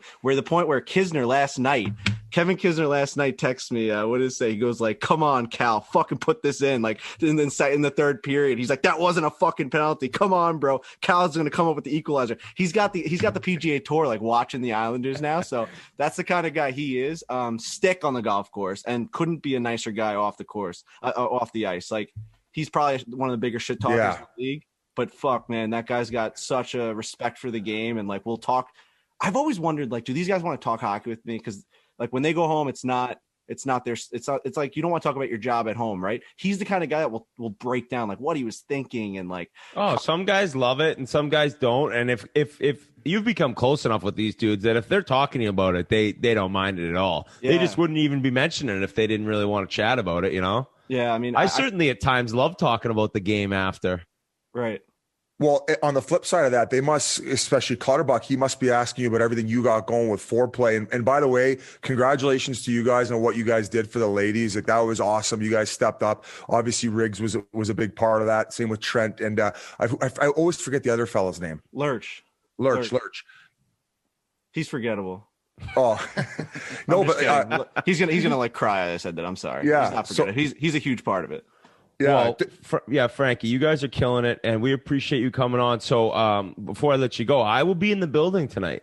So I'm looking forward to being at this tilt. Yeah, last Bruins playoff game I went to, they lost in double overtime to Columbus, and I threw up everywhere in the bathroom, and people were recognizing me, thought I was drunk. It was actually food poisoning, but hopefully tonight goes a little bit better, but I'll be there. Face painted, black and gold. Oh, and all right. Before I get off here, I have to do the Islanders fans a service, right? This whole year has been this notion that Spittin Chiclets hates the Islanders, hates their stupid fucking fans on the island. What's your guys' actual take on this team? I know boring hockey's become one of your slogans. I want to hear it from you to an Islander fan, because I don't speak for Islander fans, but as one, I want to know how you guys genuinely feel about this team. The New York ambience. Okay. They put you to sleep. Get outshot every night. Just suck tight to the middle. Don't allow any of the dangerous shots, and they don't generate of their own. The New York ambience. I say that the team is really good at making them play the style that they need to play to win a game, right? They are very good at winning games. They're, like you've said, they're a close bunch, but in the end, it's not that exciting, and their fans are scumbags. That's my statement.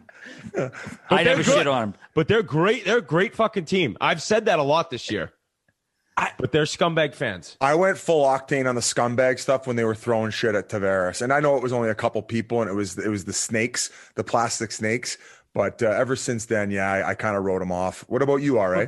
Yeah, it's not a collective thing. I see it online. Oh, you guys all over the Islanders. I'm like, no, like tag Witt or tag Biz. Like, I haven't shit on them. I said I think they'd be tough to play. I mean, yeah, they're not maybe the most exciting, but for what the roster makeup they have, the coach, the GM, they have a philosophy, and it obviously works for them. So I have not shit on the Islanders, and in fact, looking forward to one of my first time at Borelli's this week. They are the modern day New Jersey Devils. Lou has brought it over, and that's, dude, they won Stanley Cup. Yeah, so like, I don't necessarily think that the Isles have the Scott Niedermayer, Scott Stevens, and like it's a little different, but in the way they play, that's what they do, because that's how they win. So good for them. I just don't love watching them play.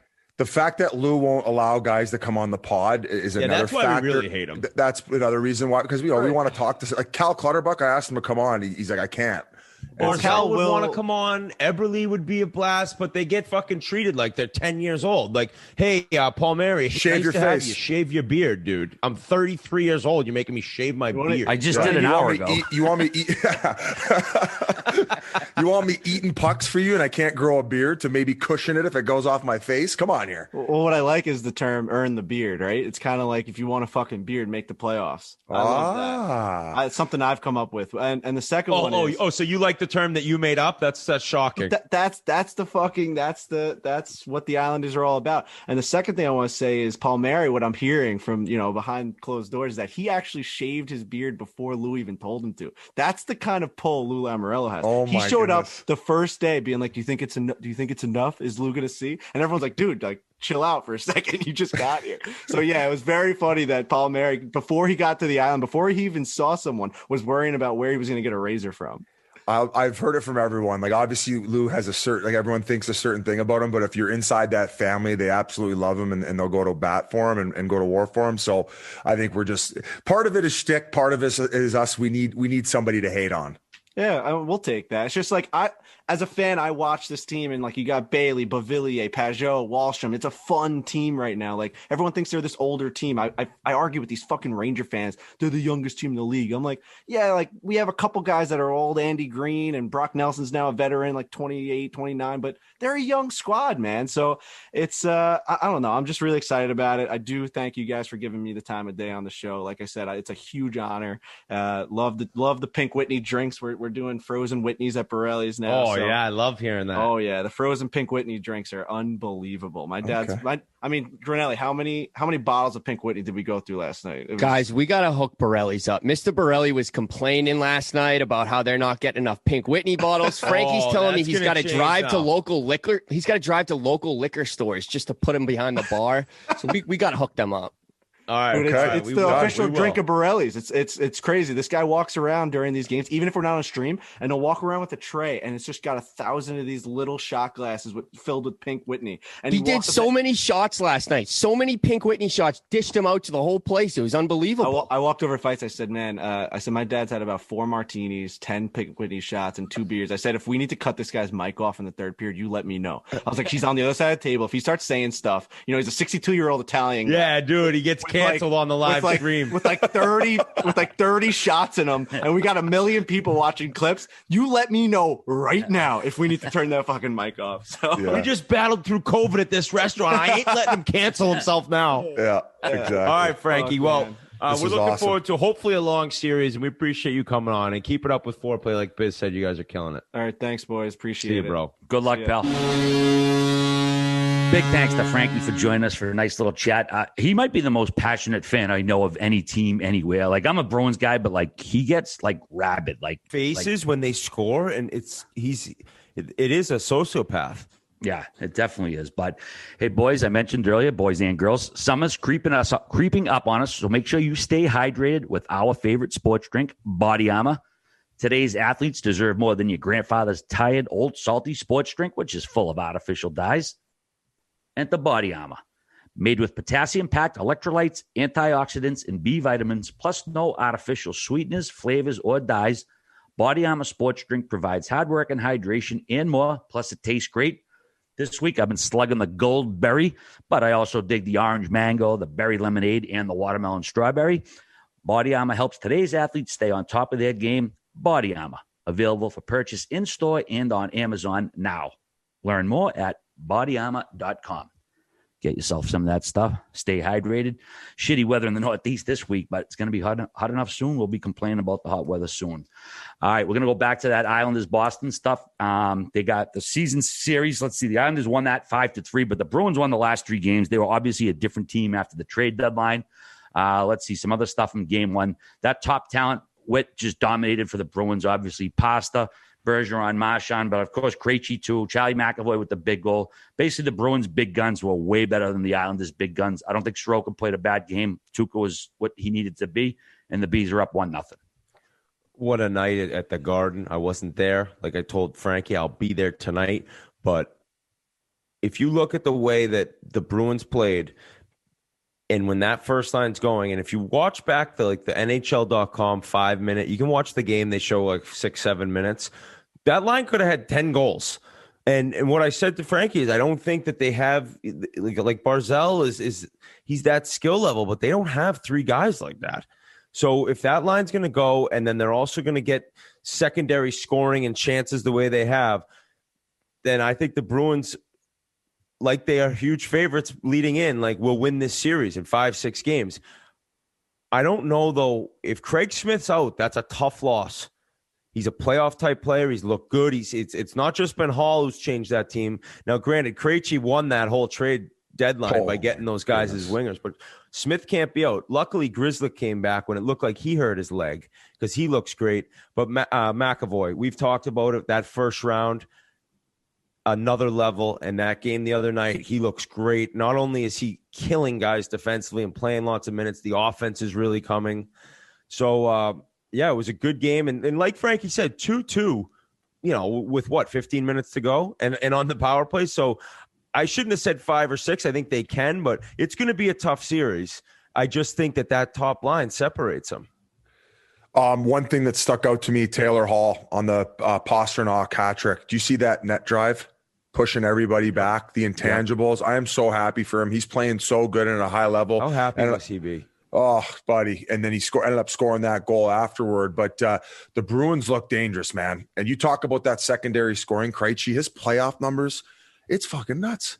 He is 40 goals and 80 assists in 151 playoff games. Yeah, this guy is like no way. Is he really? Second all time for the Bruins in the playoffs. In the history of that organization, number 2 all time in playoff points. And he continues to get it done. And it's quiet, and it's so good for him to have some wingers. And I don't know, though. Like, Sorokin didn't look like himself. Wahlstrom is good. Like, Wahlstrom makes a difference. So, like, to not have him, that's a tough loss. I mean, Zajac's played a long time. It's just not the same type player. It's a young kid, a ridiculous shot versus a guy coming in who can probably defensively be fine, but offensively not be able to do what that young gun Wahlstrom was doing. And to follow up on that Borelli interview, I asked him, and I'm not shitting on him because I don't think he's played poorly, but I think if Islanders are going to have a chance to win this series, Barzal has to elevate his game to what we saw, more towards the beginning of the season. And, he's going to have to start putting up a little bit more offense because they're going to have to keep up to these big dogs for the Boston Bruins. Because you go back to last series, Pittsburgh wasn't able to match the goaltending. Well, that's one thing that Boston does have. So you're not going to get those squeakers, and they're not necessarily able to generate the best of opportunities. Only 22 shots in that first game, outshot 2-1 by Boston. So you said it though, Whit. You said if they're able to get the split and go back to Long Island, it's a completely different series. But the Bees look very, very good. Yeah, Biz, I'm very happy with game 1. I think we're going to see a much different Islanders team in game 2. I mean, it's a Barry Trotz team. They're a proud squad. And what you mentioned, Craig Smith, he was huge for the Bruins this year. I know he had a slow start. He is a playoff type performer. As far as who the Bees are going to put in, I would think maybe Trent Frederick, given the way the Islanders started running around late in that game. They were starting to get hit after the whistle. Even Barzal was mixing up a little bit. So I don't know. I would think they might want to bring on to maybe deter some of that stuff or potentially deter some of that stuff. Also, too, we want to mention Grinnelli's going to be back at Borelli's for another live stream Monday night. I couldn't make it this week. I had a bachelor party the other night. I had some family obligations Monday, and I'm going to go to the game Monday as well. So we'll have Spittin Chiclets, boots on the ground. We'll do some live stuff probably from the Chiclets account on Instagram. And me and Whit, we'll have to get a drink before the game now that we can. Wait, you mentioned that fans are back in the Garden, and I saw a tweet yesterday from DJ Bean that said a beer vendor made $2,000 in tips. So that, you just love to see that. These guys have been out of work. No idea how happy people are. I'm not kidding you. I've never seen a vibe like this. Everyone will know what I mean when they first experience it. It's fucked. Yeah. Going back to the Trent Frederick insertion, I think that he is a playoff type player. I'm excited to see him in. Sometimes you have to be a little bit weary of implementing a guy who's got a lot of piss and vinegar like that, because if you get running around a little bit too much, all of a sudden you're taking penalties. So you got to stay a little bit more even keel in playoffs. But yeah, it would be fun to see his physical presence in the lineup. And I guess we kind of have had our answers so far, at least up until this point, as far as rest versus rust, because both teams who have been rested have ended up getting those first wins in the first game of the second round. I guess the other one we'll be waiting for is Winnipeg, who ended up sweeping Edmonton. So that's all. How about Marchand's first assist to the playoffs last night? Oh, really? I didn't know. I know. I was surprised. Save him. You didn't need him in the first round. Exactly. All right, well, I got our predictions here for the series, but let's first recap how we did in the first round. Obviously, Toronto, Montreal, Game 7, we don't know how that's going to do, but so far, after round one. Mikey Grinnelli leading the pack with 5-2. Actually, I'm sorry, I'm tied with them. We both 5-2 right now. Merles, Witt, and Biz all went 4-3. Of course, like I said, Toronto's still pending. So if Toronto wins, so Grinnelli locked up the win though. Oh no, if it comes down to but if Toronto wins, Montreal. Grinnelli wins, and then we all tie for second, all 5-3. right. But if Montreal wins, then you guys all suck my ass because I'll have won. Predictions for this particular series, we all picked Boston.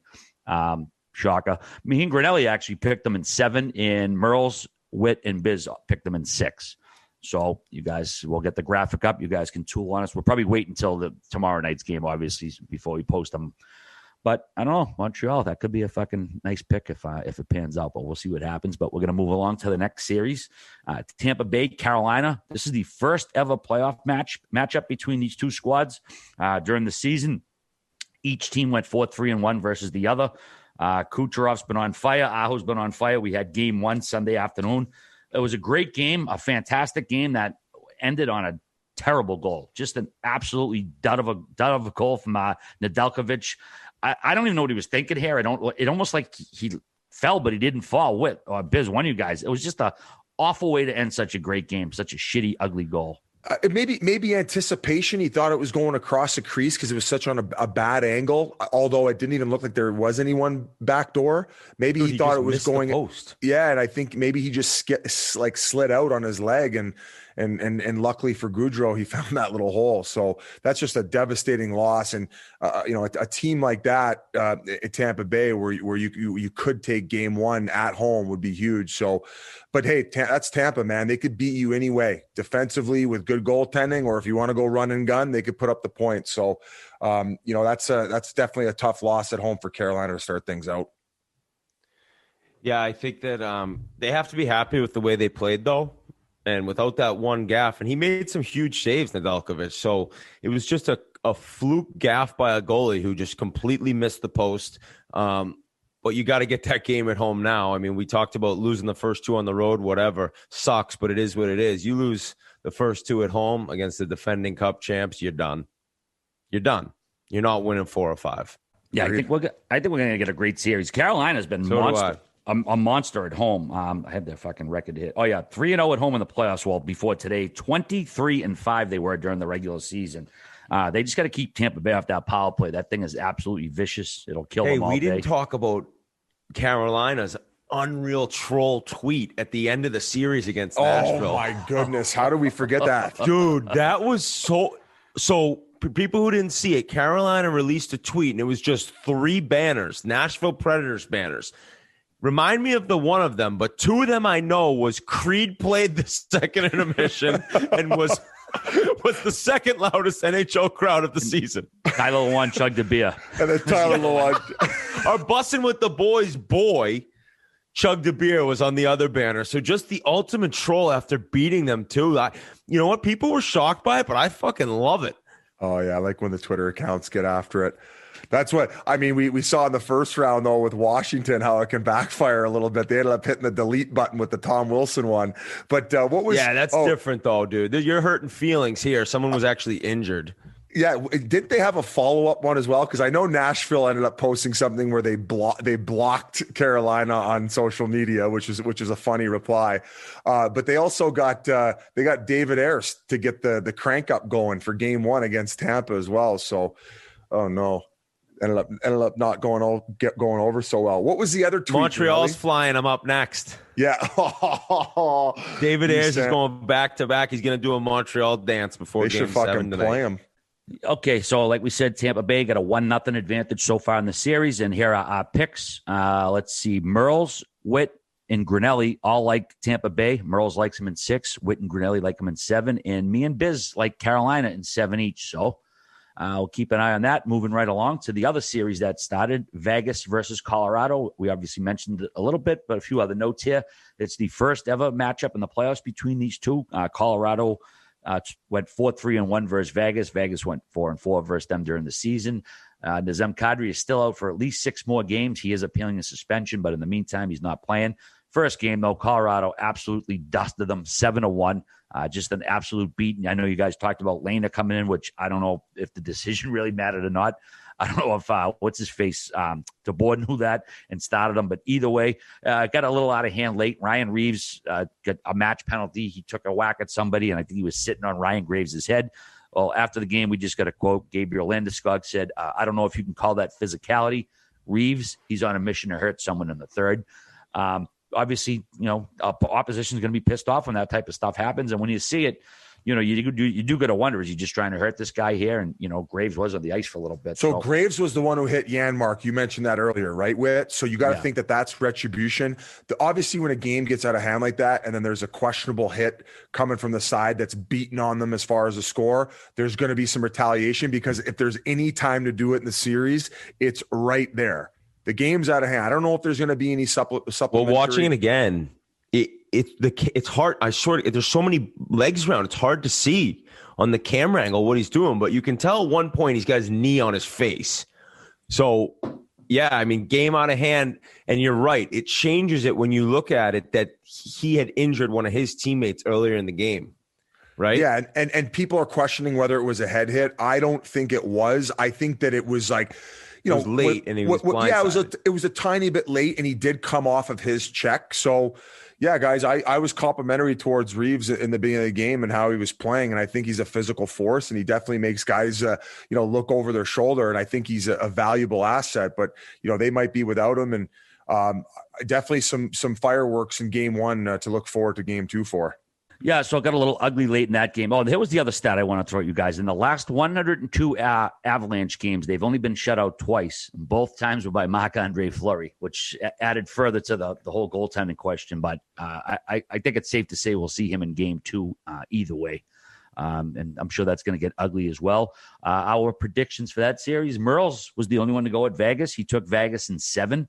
The rest of us took Colorado. Witt's got him in 5. I got him in 6. Biz got him in 7. And Grinnelli has him in 7 as well. So, Biz, the end of the game shenanigans, like that type of stuff, is it stuff? Did coaches ever kind of give a signal to guys, or they just kind of do things pissed off and try to quote unquote set a tone? I don't. Well, nowadays, you're not supposed to basically say, "Hey, go out there and fight people." I don't think DeBoer is that type of guy. I think that he probably was like, hey, you guys better finish this game strong and invest into this series and make sure you have one another's backs. But I feel like Vegas is the type of team where they already have that type of culture in their locker room where they don't need to be told.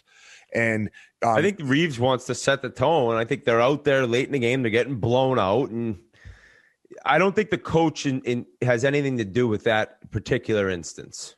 No.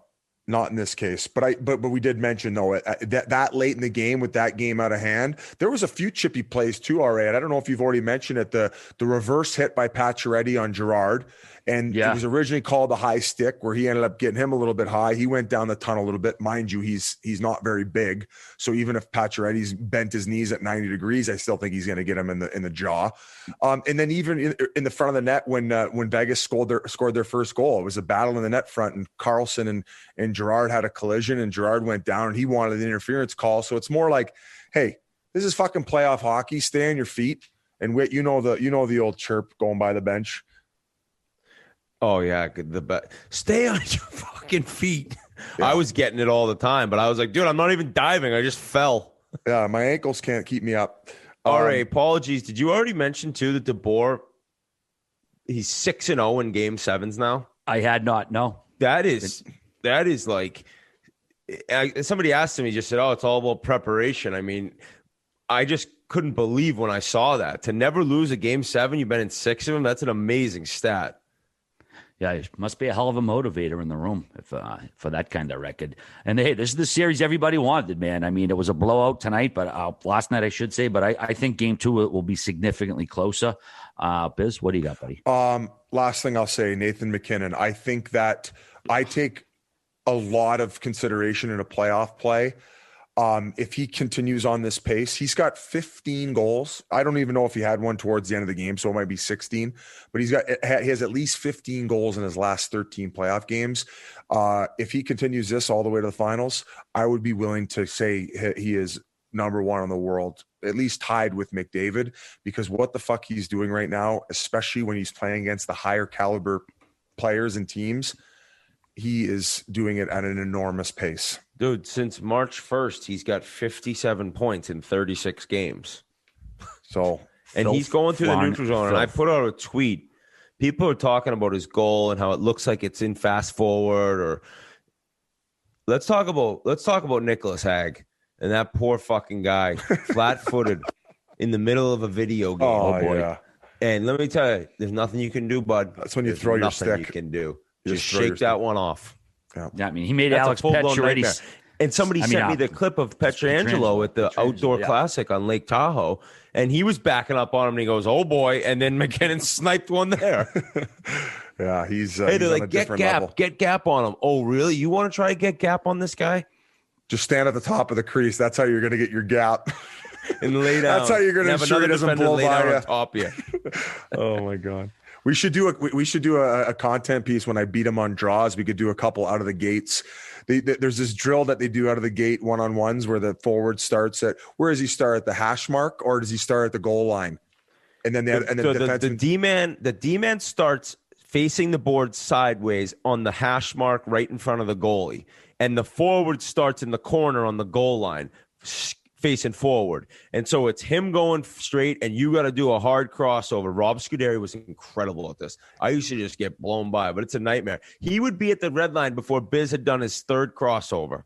And to make matters even worse for defensemen, you're not allowed to turn around and skate forward till you hit the red.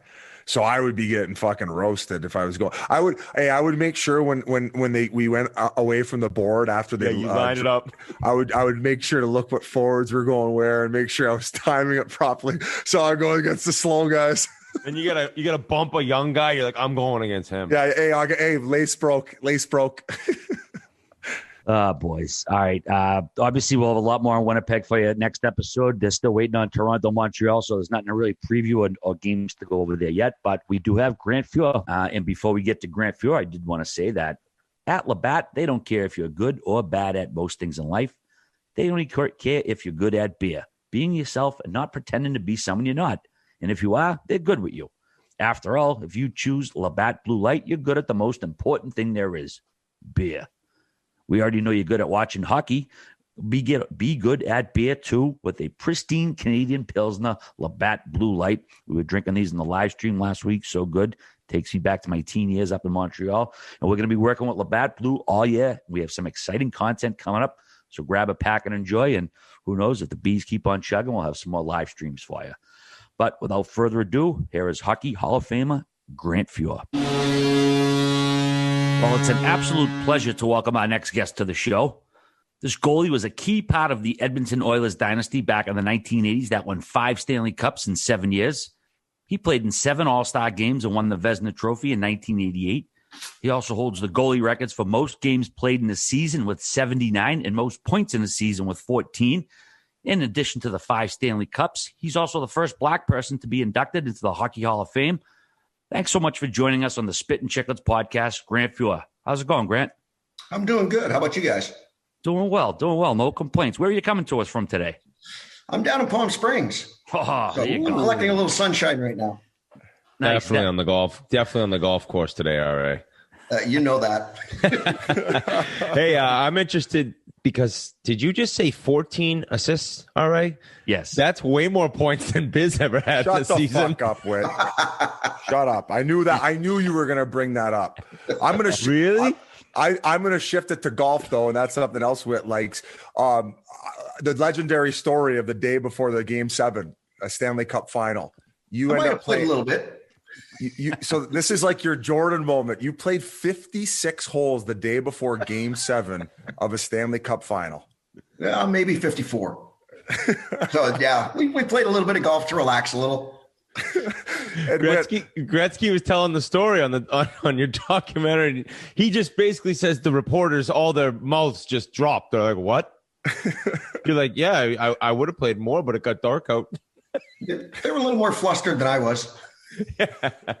Yeah, so you were always somebody just laid back before the games. It wasn't like the day before you had to spend any time thinking about what was going to happen the next night. It was just live your life and do what you do. You know what? The day before, I just wanted to relax. I mean, there's enough that goes on before a Game 7, and playoff series anyway. So you want to relax, you want to get away. And my getaway was going out to play a little bit of golf. And during the regular season, we played table tennis right up until it was time to get dressed to go on the ice. So, yeah, we're reasonably laid back. You've been watching a lot of the league lately, Grant? You keep tabs on everything, or? I do. I still enjoy watching the game. I mean, you must be an Oilers fan, or anybody else you pull for as well? Any particular players? You know what? I'm still a diehard Oilers fan. I still cheer for the Blues. So if those two teams met, though, it's Oilers all the way for you. Yeah, I'm born and raised just outside Edmonton, so I'd be a diehard Oiler fan. Do you have any friends that booed me when I played there a few years? Because there was a lot of people from outside areas of Edmonton that couldn't stand me. Actually, I had a lot of friends that were fans of yours. They wow. like offensive hockey. Oh, what a guy. I grew up in an era of offensive hockey. It's not about playing defense all the time. You got to have some offense too.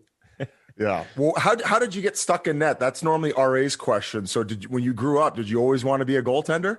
You know what? Nobody else wanted to do it, and the equipment looked cool. So I volunteered to do it, and I was the only kid that got to stay on the ice all the time. So I like that idea. Was there a particular player or a goaltender you modeled yourself after? I know goaltender wasn't as refined then as it is today. You know what? I was a big Glenn Hall fan. I mean, I met him when I was a young kid, and of course, Tony Esposito, because we're the same hand. So watching them play, guys like Roger Crozier, the acrobatic guys, I enjoyed watching those guys play. So you catch left. Do you think that the advantage to the goalie for anyone playing at a high level, if you're catching left more so than right as a goaltender? Oh, hell yeah. I mean, take a look at you guys as forwards. You get half a second to pick a spot to shoot. You're used to shooting in a certain spot because most goalies catch with their left hand. I catch with my right hand.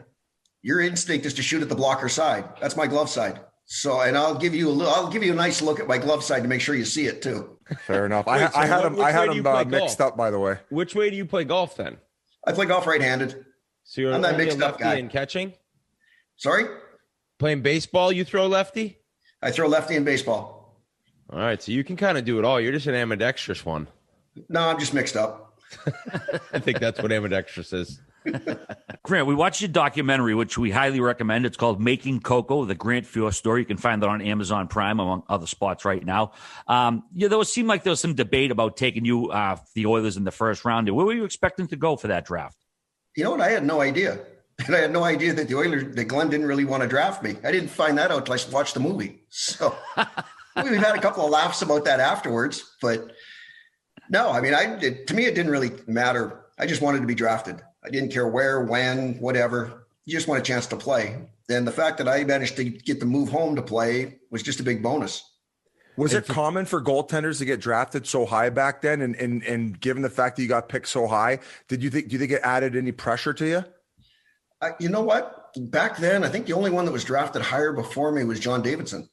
So there wasn't a lot of goalies that get drafted higher. And pressure-wise, no. Andy had just come off a fabulous series with Montreal. So I didn't even expect to stay in Edmonton. I expected I was going back to juniors, so I had no pressure whatsoever. So for people who don't know, in Grant's documentary, Glenn Sather says he saw you play twice and you were garbage both times. Pretty much I sucked. The head scout said, no, I saw this guy play 100 times and you were picked. And what was surprising, I didn't know, is Andy Moog was young. He was only 20 years old. They picked you with already a guy who looked like he could play in the league. So for sure, I think it must have been surprising, like you said. Oh, yeah. I mean, Andy was there. We had Gary Edwards was there. Eddie Mio was there. Who else do we have? Ronnie Lowe. So we had a lot of guys with NHL experience. Andy had just come off the phenomenal playoff run against Montreal. So I wasn't really sure where I fit. I figured I was going back to junior to play another year of junior, but was lucky enough to hang around. I want to ask you about junior. You played in Victoria, grew up in Alberta. So had you ever gone anywhere east to play before the Memorial Cup in Windsor? No. So that was the first big trip. I mean, most of where I played was around Alberta, around Edmonton, probably within 40 miles, other than playing in Victoria where we logged a few bus miles. But other than that, Winnipeg is probably as far east as I'd gotten. Wild. What other guys had long NHL careers that grew up where you did, same age in the Edmonton area? Goalie wise, Clint Malarchuk was there. Daryl May that played in Where'd Taylor play? St. Louis for a little while. He was there. Mess played. Yeah, so you were the same age as Messier growing up? I'm a year younger. Must have been stories about him going back to when he was 10 years old. I'm imagining with this like tenacious attitude on the ice. Well, you know what? We practiced together with the Spruce Grove Mets back in the late 70s when they won the Centennial Cup. His dad was coaching them. So I got to be their practice goalie, and Mess was skating with him at that time. So that's shit. We were 15 years old at that time. Was he skipping school too to get ice time? Because I was reading how you weren't a big school guy. You like to go play with the boys a lot more. Listen, I don't consider it skipping. I was delegating to a different theory. Unbelievable. That's a good way of looking at it. Wow. The funny part was the outdoor rink that we had was right on school property. So it wasn't very far away from that. I could see the school, so I count that as school. Yeah, get a credit for kicking after. Yeah. Well, our vice principal knew where to find us. We weren't in class. He'd walk over to see who all was there. So it's not like we were being derelicts or anything. We knew exactly what we were doing and where we would be, and there'd be 10 or 12 of us out there. It was just a long gym class, Biz. So that's where you learn to give off the glove and then take it away, all the way back to the old school roots of the playground. It started probably playing a little bit of ball hockey, but it got a little more refined as we got older. Perfect. Grant, when you joined the Oilers, Wayne Gretzky, he only had 2 NHL seasons under his belt. I mean, fantastic seasons nonetheless. But what was the perception of him in the fall of '81? I mean, he was still a young kid then. I think everybody expected him to be a star. I mean, I think coming right out of the WHA, that was the perception in Edmonton that he was going to be a star. So you look at our nucleus at that time, you got Mess, Gretz, Jari, Paul Coffey, Kevin Lowe. I think the oldest of the group was probably 20. So pretty young group of guys. Now, was the room cognizant of just how good it was? Like that there were 7 future Hockey Hall of Famers in that room at some point, or you guys just, doing business as you were there? We were just having a good time. I mean, we all enjoyed being at the rink. We enjoyed hanging out with each other, and we played because we enjoyed it. We expected to win because that's just the way Glenn Sather instilled it. And you got to expect to win, and we played to have some fun. And the style we played, you were going to have some fun. It's not going to be pretty numbers, but it was going to be fun. At any point in a practice as an Edmonton Oiler in your career, did guys have shoulder pads or a helmet on? They wore shoulder pads. Helmets, hell no. I thought even some of them no shoulder pads. Maybe I'm totally making that up. But guys didn't wear shoulder pads. So you guys are they're just snapping it around. You're not doing much defense those practices, right? Most of our practices had no defense. It was all about scoring. So fun. And they said that they shot the score every single time. So do you think that was a huge reason as to why you were able to get to the level that you got to? Oh, definitely. It made Andy and I both better because some of the practices, if they didn't score, they had to skate. If they did score, we had to skate. Sucks as a goalie having to skate. So you want to be better in a hurry. Oh, big time. Your second year, okay, there's a story that you got sent down to the minors because you called the fans and you called them jerks. Well, there's another term that goes right before that, but yeah. What would prompt you to call the fans jerks? And at that time, were you shocked that you ended up getting sent down to the minors for 10 games? Shocked? No. Did I earn it? Yeah, you probably stuck my foot in my mouth at a nice early age. So, yeah, no, I got off to a tough start my second year. I'd had soldier surgery and just couldn't get hit, basically. So one night playing Washington, Rod Langway went to dump a puck in, and I went behind the net, and it hit a partition right in the middle of the net, and I tripped over the net behind it. So I'm lying behind the net when it went in. Needless to say, there was a lot of Bronx cheers after that. Oh, no. I may have had a moment as a 19-year-old. Oh, Jesus. I think it was Rod's only goal that year, too. Grant, actually, I want to go to that season, the 82 season, the Miracle in Manchester, as it's known. Oilers blew a 5-0 lead to the Kings, end up losing the series. You said you weren't sure if you were ready for the NHL or if you were right for the NHL. What did you take or learn from that series when you guys kind of crashed that game? That I sucked in the playoffs? You take a look at my first playoff series. We lost the first game 10-8, not even an empty net goal. Then we win 3-2, win 3-2. The Miracle in Manchester happens. We lose 6-5. We come home and lose 7-4. So I didn't think I was long for the NHL after that. Wow. That actually must have really been a tough offseason where you're thinking, am I even going to be back there, right? Or were you pretty confident you'd at least start the season with Edmonton? Oh, hell no. I went into training camp figuring I'd be fighting for my life. Yeah, pretty much first playoff I sucked. That's the best way of describing it. What kind of coach was Glenn Sather? Glenn was great. I mean, he gave us enough rope that we could have fun, experience life, enjoy ourselves. But at the same time, he knew when to yank on the rope before you fell off the cliff. So it kind of like a coach, kind of like a father figure, kind of let us do our own thing, or at least let us think that we were doing our own thing. Yeah, like you guys are basically a machine that could run itself. He probably just had to pop in every once in a while to check the oil. No pun intended. A bunch of kids that like to run a little wild, and every now and then they just had to reel the horses back in a little bit. At what point did you guys become rock stars in that city where like you probably wouldn't have been able to even go out to eat? You know what the best part about it was? We hid in plain sight. Because the guys went out and hung out with people at bars, and you could eat in a restaurant and talk to people. So you got to hide right in plain sight. So we never really worried about the rock star side of it. The guys were out. We enjoyed ourselves whenever we had the opportunity. So we hid right in plain sight. So they were respectful, and they'd gotten over the fact that you called them fucking jerks. Yeah, they got over that. Thank goodness. couple cups will do that. And going back to the first year, or the year before you guys won your first, given when you got sent down to the minors, when you got called back up, do you felt that Moog got the net because of maybe how much you'd ruffled feathers and throughout that playoff run? Because I think through that playoff run where you guys ended up losing, you only played 10 minutes. Or did you feel at that time that it was Moog's net and that incident had no reflection on what happened? No, it was Andy's net, and he was playing well at that time. So you're running into the playoffs, and you've got a goalie that's playing well. Glenn had a tendency to run with the hot goalie. So I knew I was there for mop-up duty and to learn. So you sit, you watch the games, you get a chance to analyze the playoffs a little bit to see what it's all about. So for me, it was actually a great learning experience.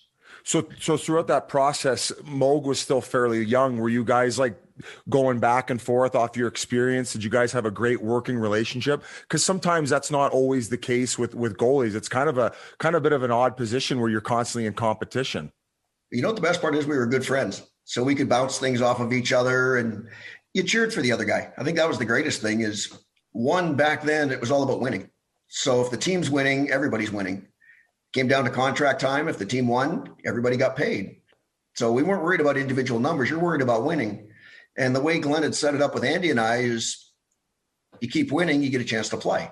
So winning became important. Can't be letting in 10 goals.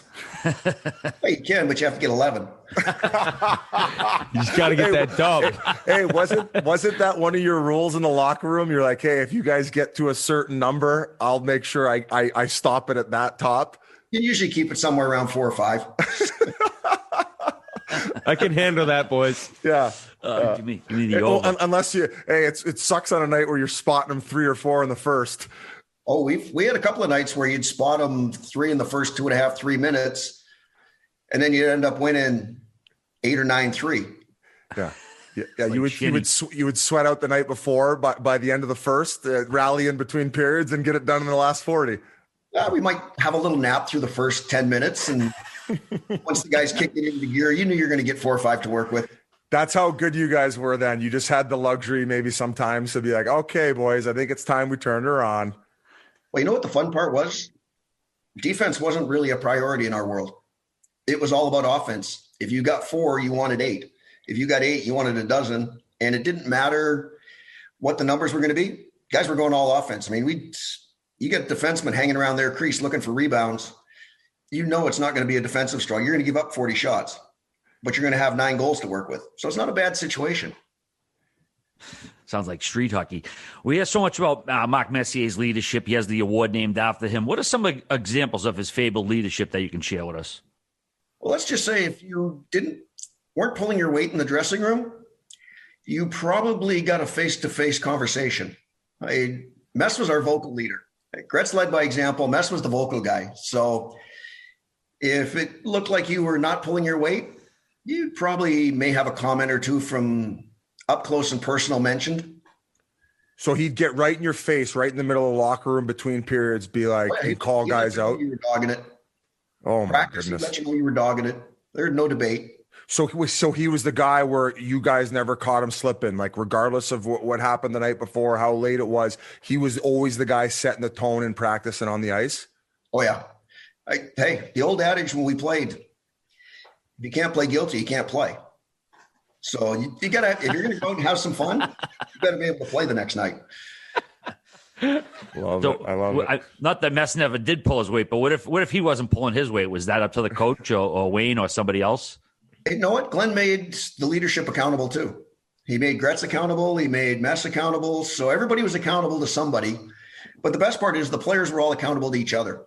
So, and that's all we cared about. You go out, you have fun as a team, you win as a team. You mentioned ping pong before those games. I imagine those battles are just legendary. Who was top dog? Oh, I think I managed to hang around the top for a little while.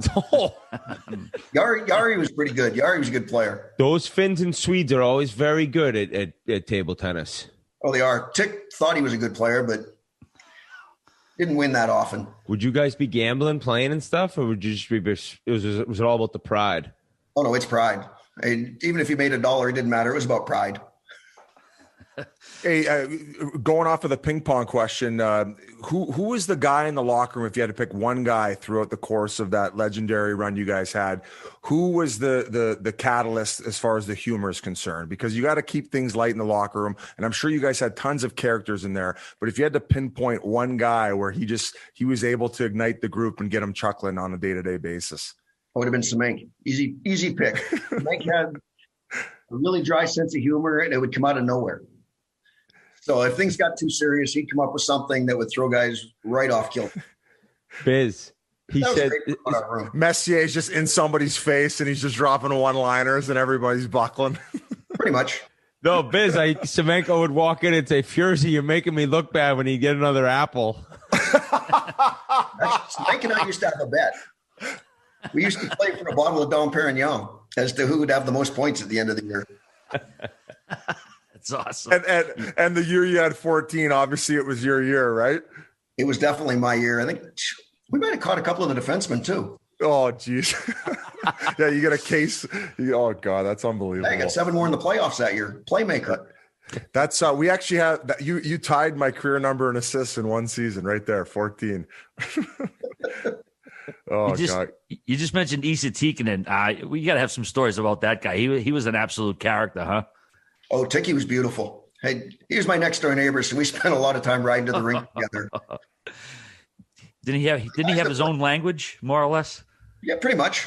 We used to call it Tikkanese because you had no idea what the hell he was saying. It'd be English, Finnish, and Swedish mixed together. So you had no idea what he was going to say, when he was going to say it. And if you got flustered on the ice, everybody used to look around going, what did he just say? I want to ask about that the 85 roster. People say it's the greatest team ever assembled. I think you guys only lost 3 games in playoffs that year. I think you're quoted as saying you didn't think it was the best team all time. I thought 87 was. I thought we were a little bit deeper in 87. Was that Gretzky's last? Yeah, that would have been. No, we won again in 88. Oh yeah, tough to remember, Biz. So why is it, considering you guys were so dominant that year, as far as how much you obliterated the competition? You know what? It's kind of a toss-up between the two teams. It's just, I think we were just deeper with guys, even guys that weren't playing at that time. We were deeper. So I mean, yet we added that year. We added Kent Nielsen. So you've got Jari, Gretz, and whoever you want to play. Mike Kruziniski at that time was playing on the left side. You've got Mess, Andy, and Kent Nielsen as your second line. You had, who do we have in the third line? Dave Hunter, Kenny Linsman, and Pat Hughes at that time. So, I mean, we could roll lines with pretty much anybody and play any style. And then you got Semenk, McClellan, and McSorley. So it didn't matter what type of game you wanted to play. We could play all of them. We mentioned Jari Kurri's name a couple of times. I think he's probably one of the more unheralded superstars from that era. Who would you say is a modern day comparison to him for our listeners who didn't get to see him play? To Jari, it'd be hard to say. It'd have to be somebody that's good defensively, because Jari did all the work on their line in our end. So you take a guy like a Guy Carbonneau, with same idea, except Jari probably had Jari did have way more offensive talent. So take a guy that could score 50 goals, but at the same time, you could kill penalties with him every day. When he came, when like everyone first saw him, was it right away? No doubt, this guy's going to be a superstar, and Gretzky and him meshed, or did it maybe take a little bit of time? No, they kind of hit it off right away. Yeah, I mean, that was the great thing about it. And Slats let him kill penalties. I mean, if you look at our 4 penalty killers at that time, you'd have Mess and Andy, Jari and Wayne, and Davey Hunter and Pat Hughes. Those would be the 3 combinations we'd roll out. So your first pair might outscore you if they're killing a penalty.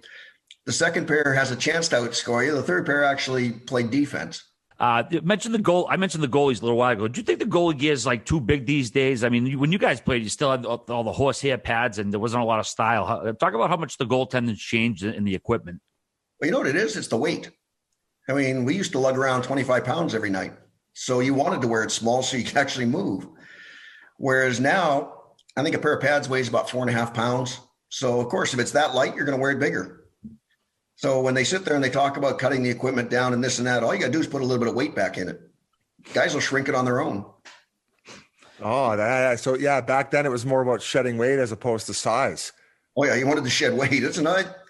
If you stick a 30-pound backpack on and run around for a little while, it's not very much fun. So and it never dried out. That was the worst part. It just got heavier as the season went. Sticking with the goalie game there, given the fact that you had so many apples, did you curve your stick at all? Did you have a special type of curve so you could play the puck a little bit better? Later in my career, at the beginning, I started with a straight stick and I sucked handling a puck. So we added a little bit of a curve to it. But most of my assists came from kicking rebounds into the right spots. We were known for stopping in our end. Yeah. And more to the gear side, I think it was in 89. If you could give the backstory, you ended up signing a Pepsi deal. And I did for the All-Star game. Yeah, and you ended up putting the logo on your pads, and there was an issue of some sort. Yeah, the league didn't quite think of it, and they weren't very happy that they weren't getting a cut of it. So they frowned on it, wouldn't let me wear them. Did you have a bit of a battle with anyone about it? We had a little debate with them and such, and I think at the time they were going to suspend me if I wore them. So we didn't end up wearing them, but we had a lot of fun with it. Were you able to do any other ads in order to make up for what they thought they were getting with the Pepsi emblem on the pads? No, but we had fun. We wore them in the morning skate, and we wore them around a little bit to make sure that everybody noticed that they were around. Nice. Hey, so all you guys are so young, and we've brought up these different names, and you're all traveling like the continent together, right? I mean, as young guys, you must have been going out in all these cities. Was that the case for everyone as a group as a team? I mean. Oh, yeah. I mean, we did everything as a team. I mean, that was the great thing about our group of guys is we did everything as a team. After practice, you'd have a mandatory team lunch. So you'd go for a beer. Young guys may have stayed a little later. Married guys went home. But we did everything as a team. Back then, Grant, this was kind of before every player got his day with the cup. How did you guys celebrate? I mean, I know you had plenty of options to pick from, but what was the typical celebration during that time? It depends where the 20 guys were headed. I mean, nobody really took it home at that time. We just kind of traveled with it. So you either went to somebody's house, you went to a bar, you went to a nightclub. It was a traveling roadshow. Going back to the traveling. So apparently when you were 21, you first hit 21, you celebrated your birthday in St. Louis, and you talked about how much you loved it there. And it obviously later on in your career ended up signing there. What was it about St. Louis specifically that you fell in love with? You know what? I enjoyed the people. It was like being in a Canadian city, just a big hockey market. So it was fun to play there. The old arena sucked, but it was actually fun to play there. Yeah, Grant, watching the documentary and some of your old clips, I noticed you had different styles of mask. Why would you change throughout the years? I like the full face mask, for one, just because you could be a little more creative with the painting and the colors of it. And then it just became part of survival where you wanted the cage to absorb some of the shock. It actually hurt in the old mask when you got hit. So hence, you try and catch everything. But no, I mean, if I were to play and I had a choice, I'd still wear the old full face mask. I thought it was great, and I loved wearing it. You end up moving over to St. Louis, and I'm sure Gretzky had a part in that, considering he was already there. You ended up getting to training camp, and I believe that you were out of shape. Is that the case? Was that the case? I was in a shape. I was round. So Keenan sent you home, right? Actually, yeah, we had a little debate as to whether I was in good enough shape to play or not. So I got to go home for a few days, and I figured, okay, whatever. And then he called me back. He's like, I won't say anything bad about you. If you don't say anything bad about me, just play. I'm like, okay, fine. So we played. And you did. And I think you played 76 straight games that season to open up, which is an NHL record. And RA, I think you said, 79 total, which is also? Yeah, 79 total and 72 starts. Did it feel like that ain't getting touched? That's not the analytics. Great shape. You needed the extra love handles to get you through that full-length season, didn't you, Grant? You know what? They don't pay you to be in shape in training camp. They want you in shape come playoff time when it actually really matters. So it's a matter of building my way along. It's about durability. It's about peaking at the right time is what you're saying. Exactly. You got 5 months to get in shape. Hey, they used to have 10 exhibition games. So you get in shape in the exhibition games because you knew you were going to play in 8 or 9 of them. Was that hard for you throughout your career when the off season and all the training started getting a little bit more and more serious? Well, you know what? My first 4 years, I played baseball in the summer. So as soon as hockey ended, I jumped right in and played baseball. And then when they decided that I shouldn't play baseball anymore, I got summoned to Slatz's office to be explained that they're not paying me to play baseball. Then it was like, okay, now what do I do in the summer? Not a big gym rat. So I did a lot of nothing. I played a little bit of golf, played fastball 1 year till apparently that was compared to baseball. So that didn't go over very well. So I didn't do a whole lot in the summer other than just relax. What is the difference between fastball and baseball? One's underhand, one's overhand. Oh, really? Okay. I feel like the fastball would be the overhand one. That I got. So that's actually like, what's the difference between the two? I'm like, it's easy. One's overhand, one's underhand. It's not the same.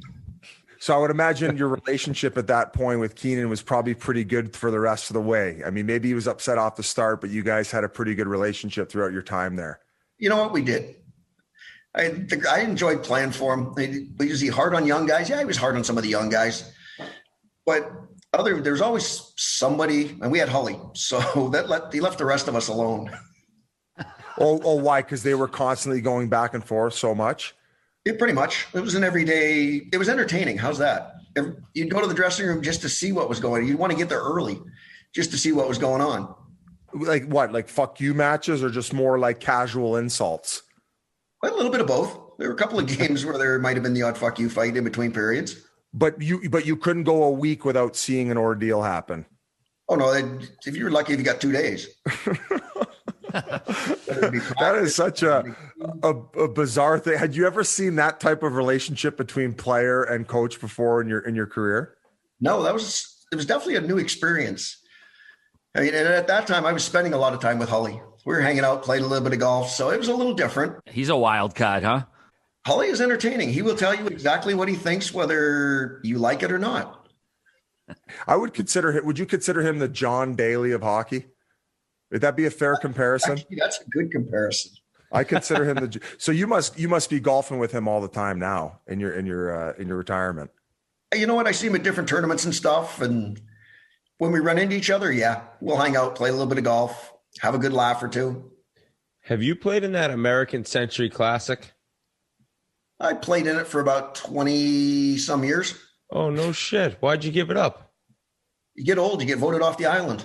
Is that what happens? They end up saying, hey, good luck. See you later. Thanks for the memories. Yeah, pretty much. Kind of like the NHL. Dude, you're the original influencer in the NHL with Pepsi logos on your pads and they're fucking pigeon tossing you off the tour, Doug. Hey, it's the way it works. Once you get old, you get voted off the island. Grant, back to that 96 season in St. Louis. When did the guys in the room, have any inkling that the team might be trading for Wayne Gretzky? I don't think we ever had an inkling. I mean, I think we came to the rink the one day and it had just happened. And we'd heard maybe he was going somewhere, but we had no idea it was going to be St. Louis. Yeah, it was definitely a surprise. And well, there's a lot of scuttlebutt that the reason he didn't re-sign there was because of Keenan. Is that an accurate thing to say? You know what? I'm not sure 100%, but I do know that they probably by the end of the year didn't get along 100%. How's that? That works. That's fair. That was a tough season for you. I mean, you like we just said, 79 games. You were rolling pretty good. Then the Nick Kipriosi kind of falls on you. He called it a hockey play. Chris Pronger had a different take on it. But how do you look back at that moment now? Is it, you guys had a hell of a shot at winning the cup that year. Well, I think we probably would have won a cup that year. We had all the pieces that were in the right place and everybody was playing well. So, yeah, it's unfortunate, but it's the old adage, shit happens in hockey. You get fallen on 100 times and nothing happens. It just happened to be the one time that something did happen. You want me to have his family kidnapped, Grant? I can do it for you. We'll scrub the episode we had him on off the internet biz. Yeah, I'm coming after you, Nick. You're dunzo. We got him in Toronto during the movie premiere. We were talking about it a little bit. We got him to come up, sit on stage, and he didn't know what we'd say. So you could see he was a little nervous coming up on stage. Had you never had a conversation with him before that about the whole incident? No. So you were leaving him in the dark on that one. Oh, that's how you got him back. Like we just hung him out to dry and let him think about it. And then we were nice to him, and he wasn't sure what to do. So you never ended up even bringing it up? Yeah, we brought it up, but more in a nice, happy light. Yeah. But we left him hanging for a little while. Before you get to St. Louis, you had a couple pit stops in Toronto and Buffalo. You weren't in Buffalo all that long, but you did play with a future Hall of Famer as well, Dominic Hasek. Did you have any idea that he was going to be as good as he became? Oh, yeah. I saw Dom in Canada Cup in 84. So you knew Dom was going to be good. He just had nobody given him an opportunity yet. I mean, he was in Chicago before that, and the games he played well. So it was just a matter of him getting an opportunity. How would you describe his style? I know it's kind of unique. I'd go with the stop, drop, and roll. I mean, Dom's a little unorthodox, but it's all about getting hit. I mean, it doesn't have to be pretty. It just has to work. Yeah, it's going to stop it. You mentioned the Canada Cup. You played in a couple of them, 1987 one, the pretty famous one. You played all 9 games, the best of 3 final. All scores was 6-5 in each game. What surprised you most about the Soviets? Just the style they played, where they didn't shoot the puck all the time. They always waited for the perfect shot. I mean, that was probably the biggest adjustment for me. Is a guy might have a clear shot, but it might not be the perfect angle, so he wouldn't shoot it. He'd wait and look for another guy that had a better angle. So it took a little bit of an adjustment for that. Were there any memorable off-ice interactions with any of the Soviet players? You know what? I played with Alex McGillney in Buffalo. So getting to know some of the guys, they were all actually great guys. But we weren't allowed to socialize with them in 87. They always had their security around them. And at that time, everybody spoke no English, apparently. And it was kind of like that still in the NHL because there weren't as many trades and there weren't as much crossover, where I feel like even guys in the off season, when they would see teams from the other team, they'd be whether it was at like a charity golf tournament or whatever, there would always be that little bit of animosity. Yeah. You know what? There were a lot of teams that were like that. I mean, we were lucky. Our group of guys socialized with everybody. I mean, you could battle somebody, but you'd see them in the bar later and you'd have a beer with them. So our guys didn't hold a whole lot of animosity unless it was probably Calgary. There wasn't a whole lot of socializing going on in summer or during the season. That's because you guys were pounding every other team. You're like, hey, guys, want to go to the bar? They're hoping you traded for them. That same year, they did that NHL rendezvous, which I believe was a 2-game set against NHL All-Stars against the Russians. Yeah, we played in Quebec City. And what was that like? Do you think that the NHL should maybe try to do something like that again? Was it an enjoyable experience for you there? Yeah, you know what? It was a lot of fun. Of course, I got lucky and I got to play both games. So that makes it a lot more fun. But at the same time, you're getting to play with different stars from around the different teams. So you make some great friendships, and it's fun to see the guys for a week, 10 days, every day. You get to see what good competitors they are. Yeah, for sure. And then I was just going to ask you, I know you coached a little bit in with the Coyotes and some other places. Like, did you get enjoyment out of that, like teaching the younger guys and showing them the way? I did. I actually had a lot of fun with that. I mean, you have to enjoy the game. And I think part of what's happened in today's game with the players is they've taken some of the fun out of it. And the coaching staff we had in Phoenix with Alfie Samuelson, Rick Tocchet, Gretz, myself, Barry Smith, we still had fun in the game. I think that was the biggest thing is you have to enjoy being at the rink every day. If you don't, it becomes a job. And you don't want it to be a job. You want it You want to look forward to being at the rink all the time. And that's what we tried to instill is you have to enjoy it. You have to want to be there. Yeah, like where like if you lose a couple games, it doesn't feel like you show up and it's the end of the world. And then, you know, and yeah, it's gotten a little bit serious, even in the fact of like the off ice activities. Like you don't see these guys drinking like they used to and doing the off ice activities. No, I mean, that was the first thing I noticed coaching is nobody went for a team beer.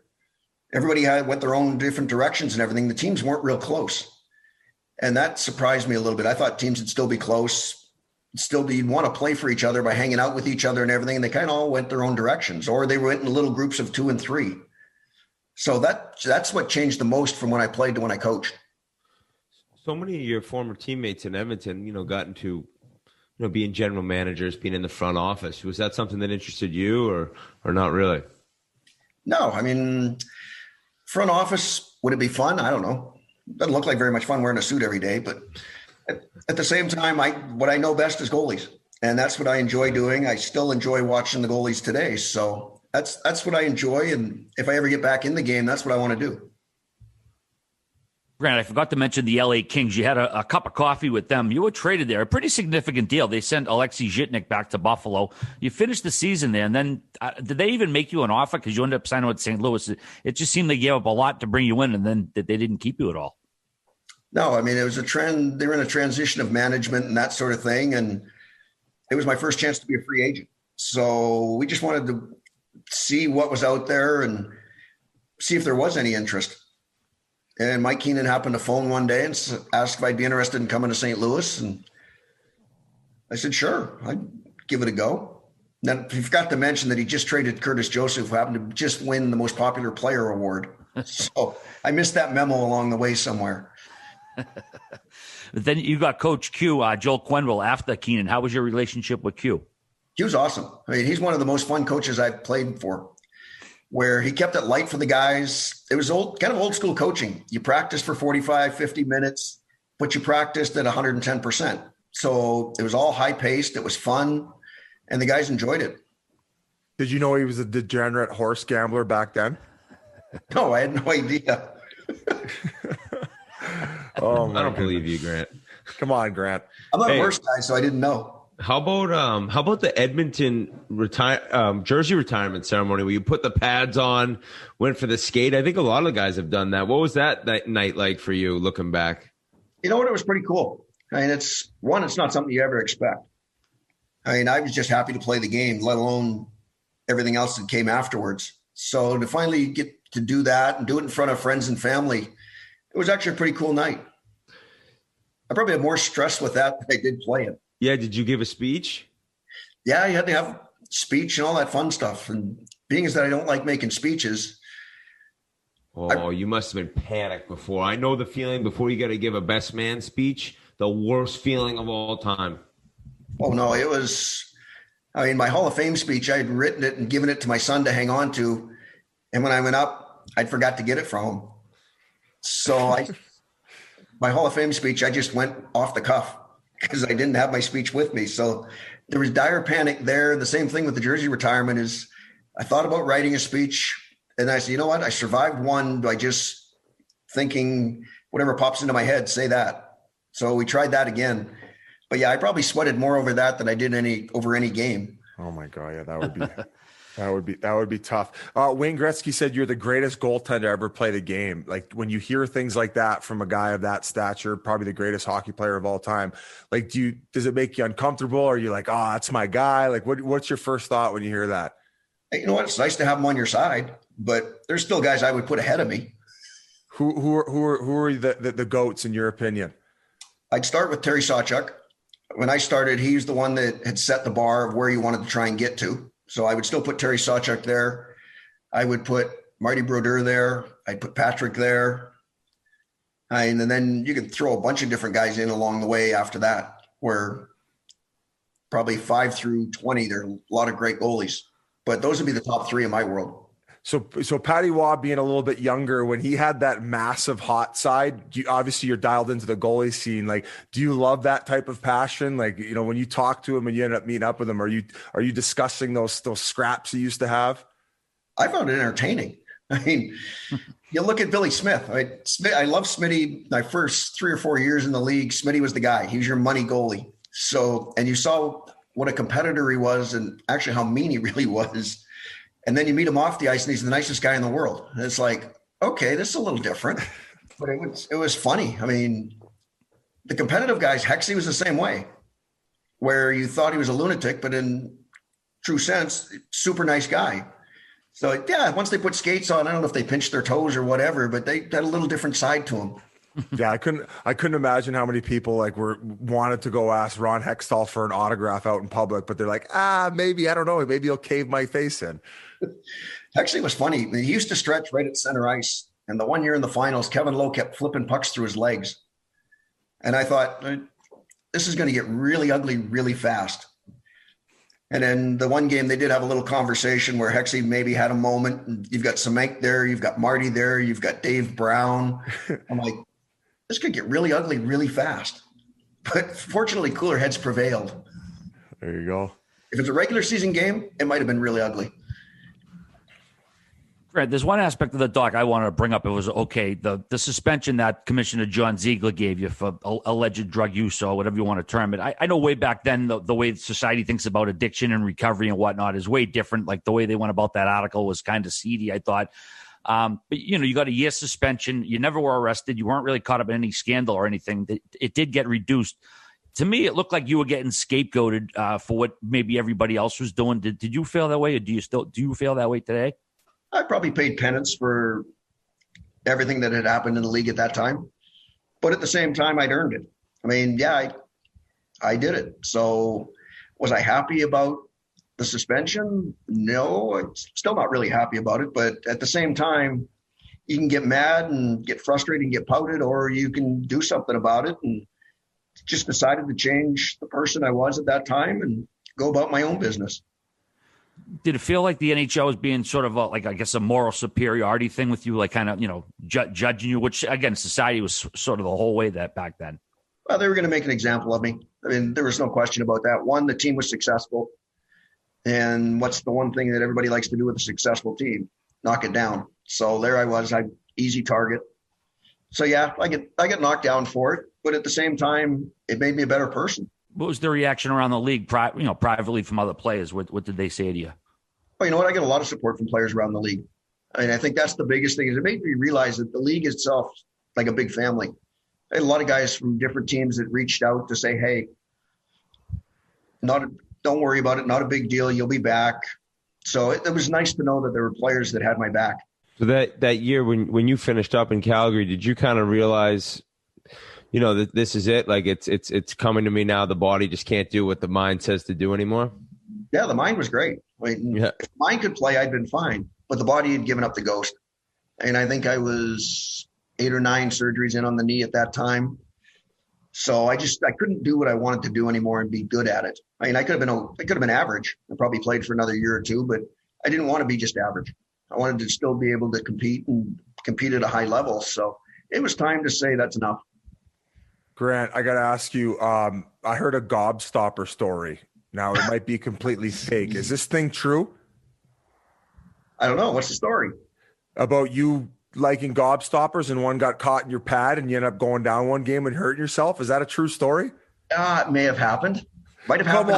Come on. Okay, so it is true. It is true. Every time your name comes up in my head, I'm like, I can't wait to get him on the podcast and ask this guy about the gobstopper story. So can you please bring us front to back on what the hell happened? So where was I? Where were we playing? We were in Philadelphia playing with St. Louis. And I like jawbreakers. So I happened to tuck a few in my pad so I could sit on the bench and have some jawbreakers. And Jamie McLennan was going to play that night. Well, Noodles seized up. So he a little dehydrated, cramped up. Mad dash, got to go jump in the game. Forgot that I had jawbreakers sitting in my pad. First shot I went down. What do you land on? So yeah, it didn't feel very good. Did you finish the rest of the game? Oh yeah. You still finished the game, but it was like, you're an idiot. Oh no. But yeah, we may have done that. We may have hid Mountain Dew in the water bottle. Things are a little different. Get the trainer, go get you a couple hot dogs. In Montreal, hell yeah.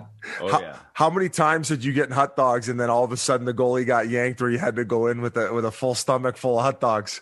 Only once in Quebec City. You weren't playing, you sat across the ice.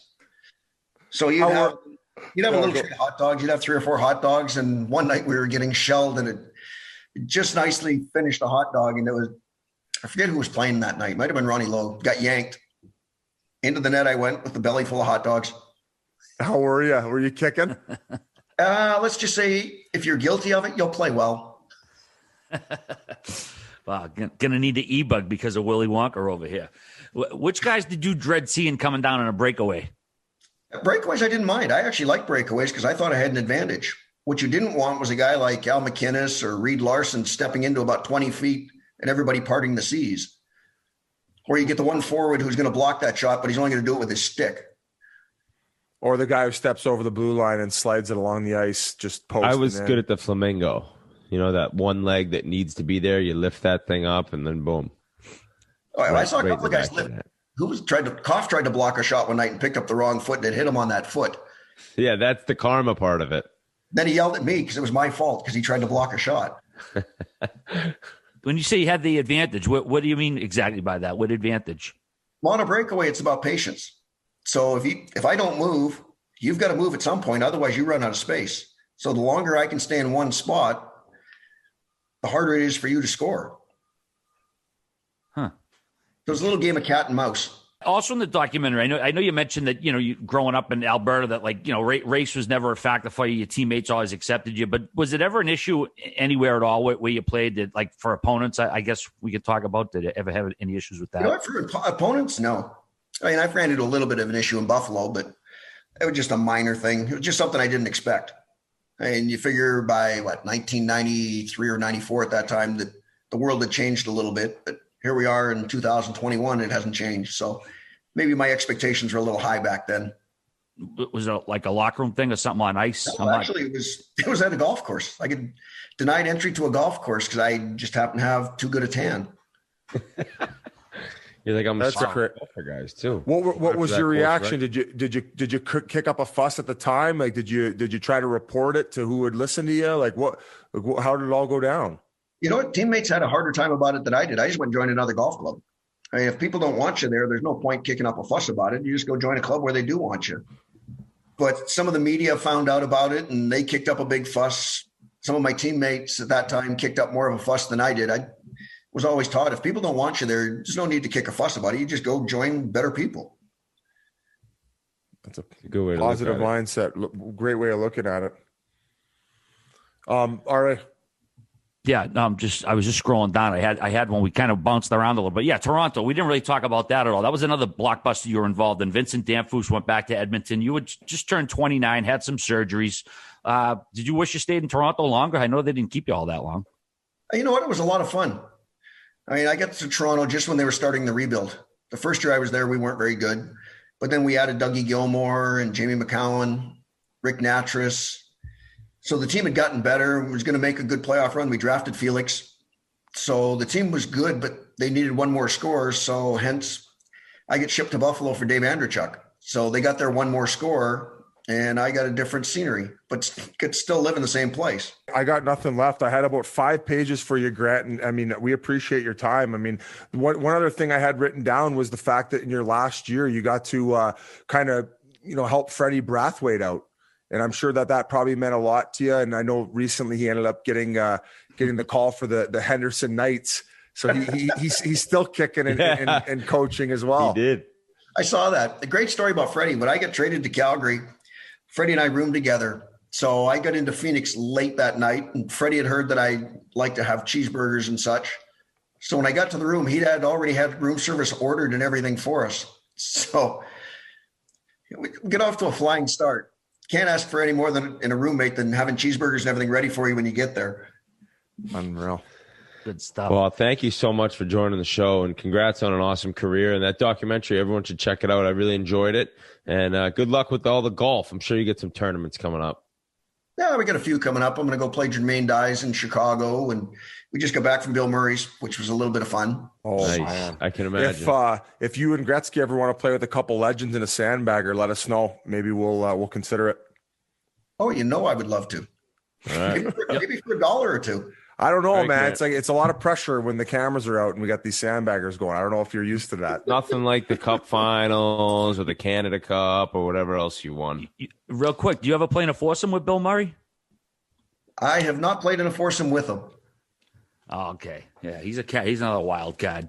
Oh no, he likes to have a good time. Do you get starstruck, Grant, around these guys when you go to these pro-ams?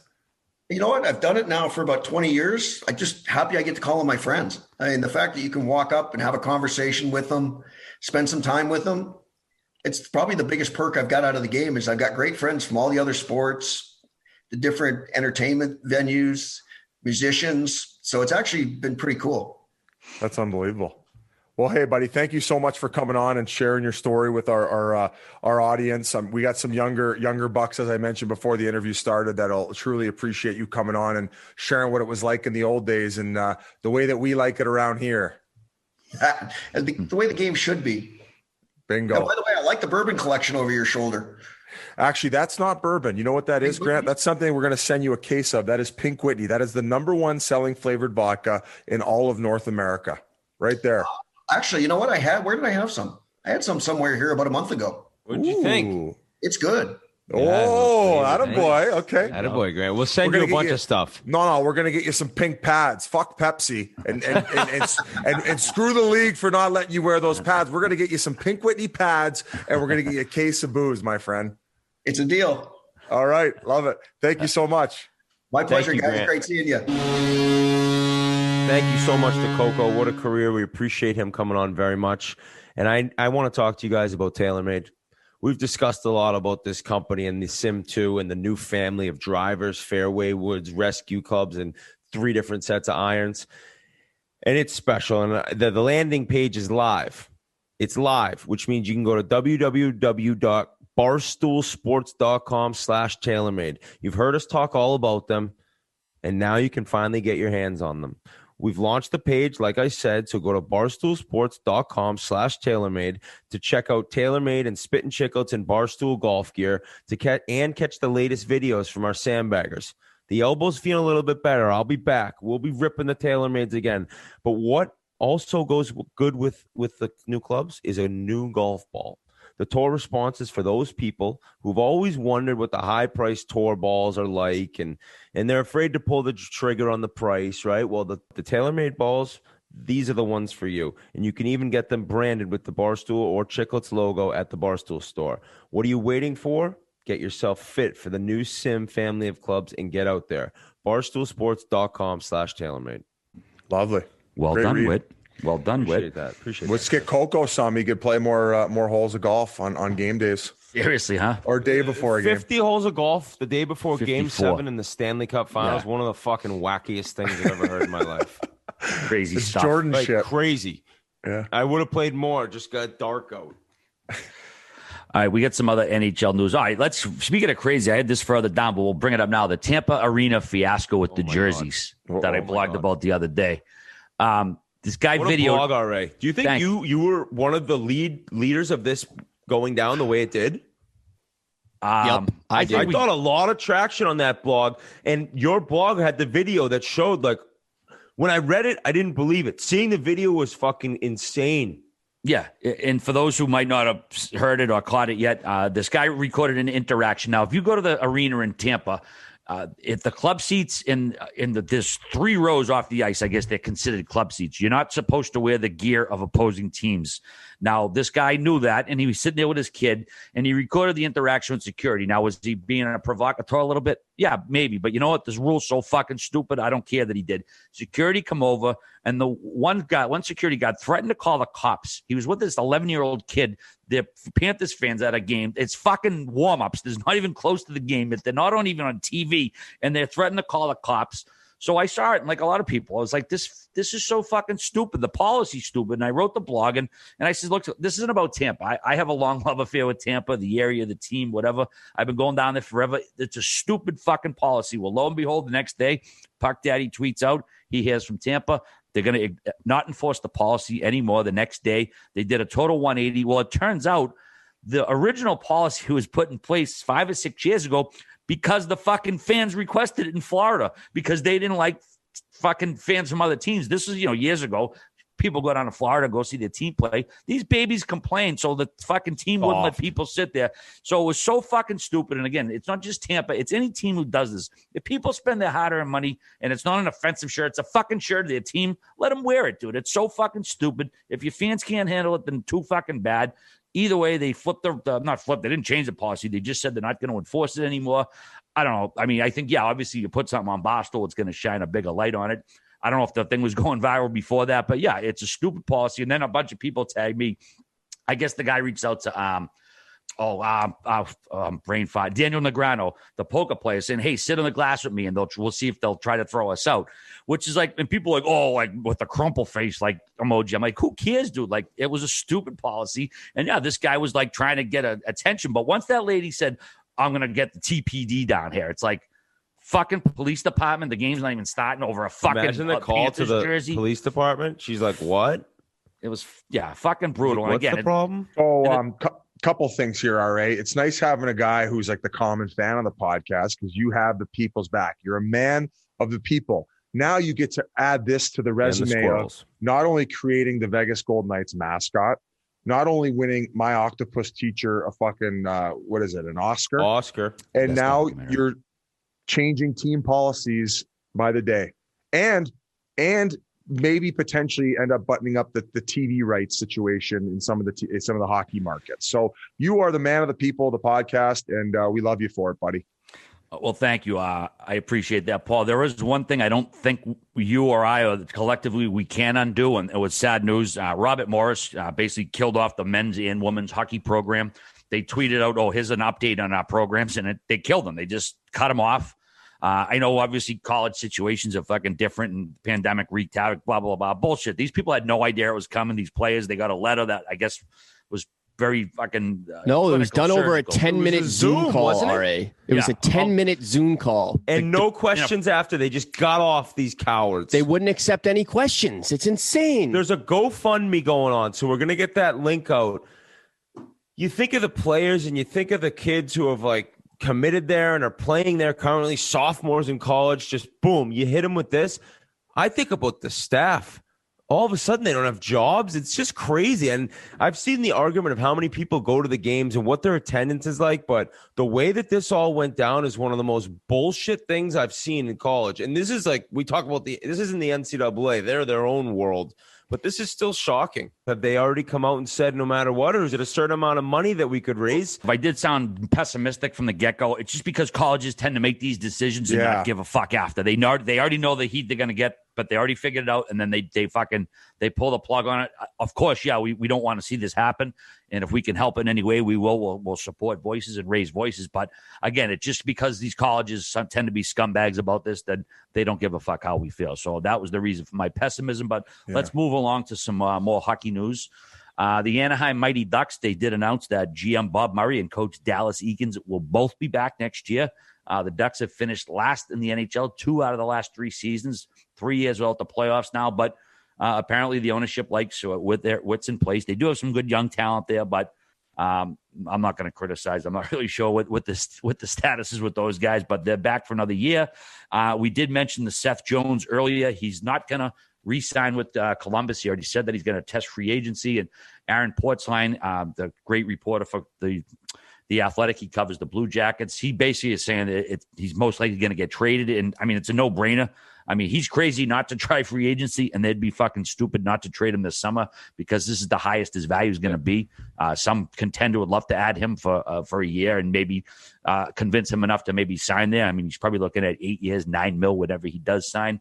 But yeah, Columbus, the beat goes on. Yet another player who's not going to come back, a Norris caliber defenseman. And these guys, they don't want to stay there. Now it's like there's no winning culture. He probably wants to win somewhere. And I don't know, man. I know they brought John Davidson back, but this isn't helping yet. It's the biggest blow that this organization's had, I think. Does that sound crazy with how good Panarin is? And this is their cornerstone. This was their guy that you can build a team around a defenseman like this. And he's young, and boom, it's over with him now too. Dude, if I'm Werenski and them getting him to sign that $5 million a year bridge deal, I am going to bend that team over for no. He's probably like, I don't want to be here. Or that. I mean, he's going to get it somewhere. It might not be there, but I believe at the end of this 2 years, how happy is he didn't sign 7 years? So, but I believe that Werenski's going to be restricted, and Seth Jones will be an unrestricted free agent. So that's kind of the difference as to what I was saying. But it sucks to be a Columbus Blue Jackets fan, but hey, you got some good people in charge, and I'm sure it won't take very long to get them back in the winning ways. And this was a quote from Davidson Sunday night. The number one thing we'd like to do is keep Seth. He has every right in the world to leave if he wants to not extend the contract, but we'll do what's best for our team. We just want players who want to be here. So, I think that's greasing the skids for a deal. And again, if you're not going to have him, you'd be fucking foolish not to get rid of him. And per Portsline, he said the Blue Jackets were prepared to offer Jones what would have almost certainly been the largest contract in franchise history, and they would have probably named him captain as well. But obviously, that's not going to happen. He's going to join Panarin, Bobrovsky, Duchesne, Anderson, Dubois, all out the door afterwards. Hey, like I said, you can't blame him, man. And you got to start wondering, is like Yamo hurting this team more than he's helping it? He's a great hockey mind and great negotiator, but the track record is what it is at this point. And Jones has one more year left at $5.4 million. He's got a modified no trade, so he'll submit 10 teams he can't be traded to. And like I said, man, I mean, you look around the league, Carlson's making 11.5, Doughty 11, Yossi 9+, PK 9, Petrangelo 8.8. I mean, you got to think he's going to slot in. If I'm a GM, 8 years, fucking 72 mil, kind of a no-brainer. I think you can only go 7 if you go to a different team, unless of course he's traded there and then he signs the contract. So so it depends how it all goes down. But that's it. Yeah, a lot going on. All right, let's see. Wayne Gretzky, he signed with TNT. G wrote a blog about that last week. Good job, G. I'm curious about this move. I mean, Gretzky's obviously who he is, but like young kids going to put on hockey because Wayne Gretzky's on. I mean, young kids that didn't grow up with him and they know who he is, but I don't think they have any real like emotional connection where they're going to like watch a game because Gretzky's on. And that's usually the market you're trying to get is young people who aren't already watching you. I mean, hockey fans are already going to watch with Gretzky or not. So I'm curious to see how much this moves the needle, what the youngest said. I just think you need to have some people teeing him up. I'm interested to know like his knowledge about the game and like what he would do in this situation, like coming off of a break and going through like plays and games that, impacted it. And, what would you have done here? And, what did you see here? And how did you handle these types of situations? It's all about credibility. And as I said, in the last couple podcasts, when we were talking about this move is I don't think these Hall of Famers have ever been really enticed based on what they're being paid to even consider putting themselves on television. And now the dollar value's there to now they're willing to do it. So I think it's going to be awesome. And I'm looking forward. What do you think, Whit? I'm super intrigued into how it's going to go because if you get Wayne Gretzky, who by all accounts, like, he's not the most public person, right? I mean, he's not someone a ton about. Now you do in terms of like watching his documentaries and the movies, but like who he is and what he thinks about the game. If he was really slinging it at intermissions and telling stories from like the legendary days, things that remind him of stuff that's happened to him and being like, the great one in terms of like letting you into how he feels about the current game and players and certain plays. And more than anything, no matter who it is, be willing to criticize. And that's not necessarily easy for somebody like Wayne Gretzky. You can fucking say anything you want about anyone, but in hockey culture, it's not that common. And that's what, and Barkley and Shaq, they don't care. They call guys out. And so if Wayne Gretzky's out there and he's calling people out, it'll be must-watch TV. I don't know what he'll be like. Nobody does, right? In terms of like what his personality. He'll slide edibles in before he goes on the air. Yeah. Who knows? Maybe. Yeah, that could work out. That could work out in his favor. I mean, I was thinking like we talked about Avery with Frankie, but if you put Sean Avery on TNT, I fucking guarantee it'd be interesting. Yeah, it'd be fun to watch. He would be calling people out, and he goes over the games on his Instagram. He does some pretty good stuff, like in terms of like showing little plays. Like, I don't know, man. I think when you talking about who's going on, Wayne Gretzky will get people to watch RA. Maybe not the youngest guys, but people are going to watch the first night Wayne Gretzky is doing the intermission on TNT. I think people would watch if Avery was doing it too. Hey, I'd be interested to hear his thoughts on what's going on with the Leafs right now and what's going on with Matthews and Marner. You know, that's a guy who's got that credibility where, like, fuck, the puck over the glass, guys. If I played as much as Marner did, I'd have 3 of them a game. Me hitting the panic button. So it's like, what does Wayne got to say about it? Yeah, but will Wayne say, yeah, great young players, their time will come, or will he say, hey, call them out? Or it's like that's what intrigues me. What are we gonna get? Yeah. Therein lies the rub. All right, gang. I think that about wraps it up. This is a pretty fat episode for you again. Thing. Yeah, please. Chelsea. Oh, yeah. Chelsea Football Club in London. They won the Champions League, guys. They are the champions of Europe. They are the best team in the world. They took their second Champions League title. The other teams in London, one of them's Tottenham. They went to the finals recently. They've never won one. The other one is Arsenal. Arsenal fans are the biggest bunch of baby fucking losers I've ever met on the internet. I'll go to dinner. I'll do round trip van rides across the country with Islanders fans before I'd ever say a good word about an Arsenal fan. They've never won one. They suck. We have 2. And we did it with this team who changed coaches. The old legend, Frank Lampard, halfway through the year. We were struggling right when I joined. Next thing you know, Thomas Tuchel comes in from Germany, and we're rising, and we hit some bumps. And at the end of the Premier League season, we hit a big bump. We lost. We had to win to guarantee top 4 to get into the Champions League next year. But Tottenham ended up beating Leicester City, and we just snuck into 4th. So no matter what happened in the Champions League final, we were in the next year. But then we go to the Champions League final, and we're playing Manchester City. They hadn't lost a game in the Champions League.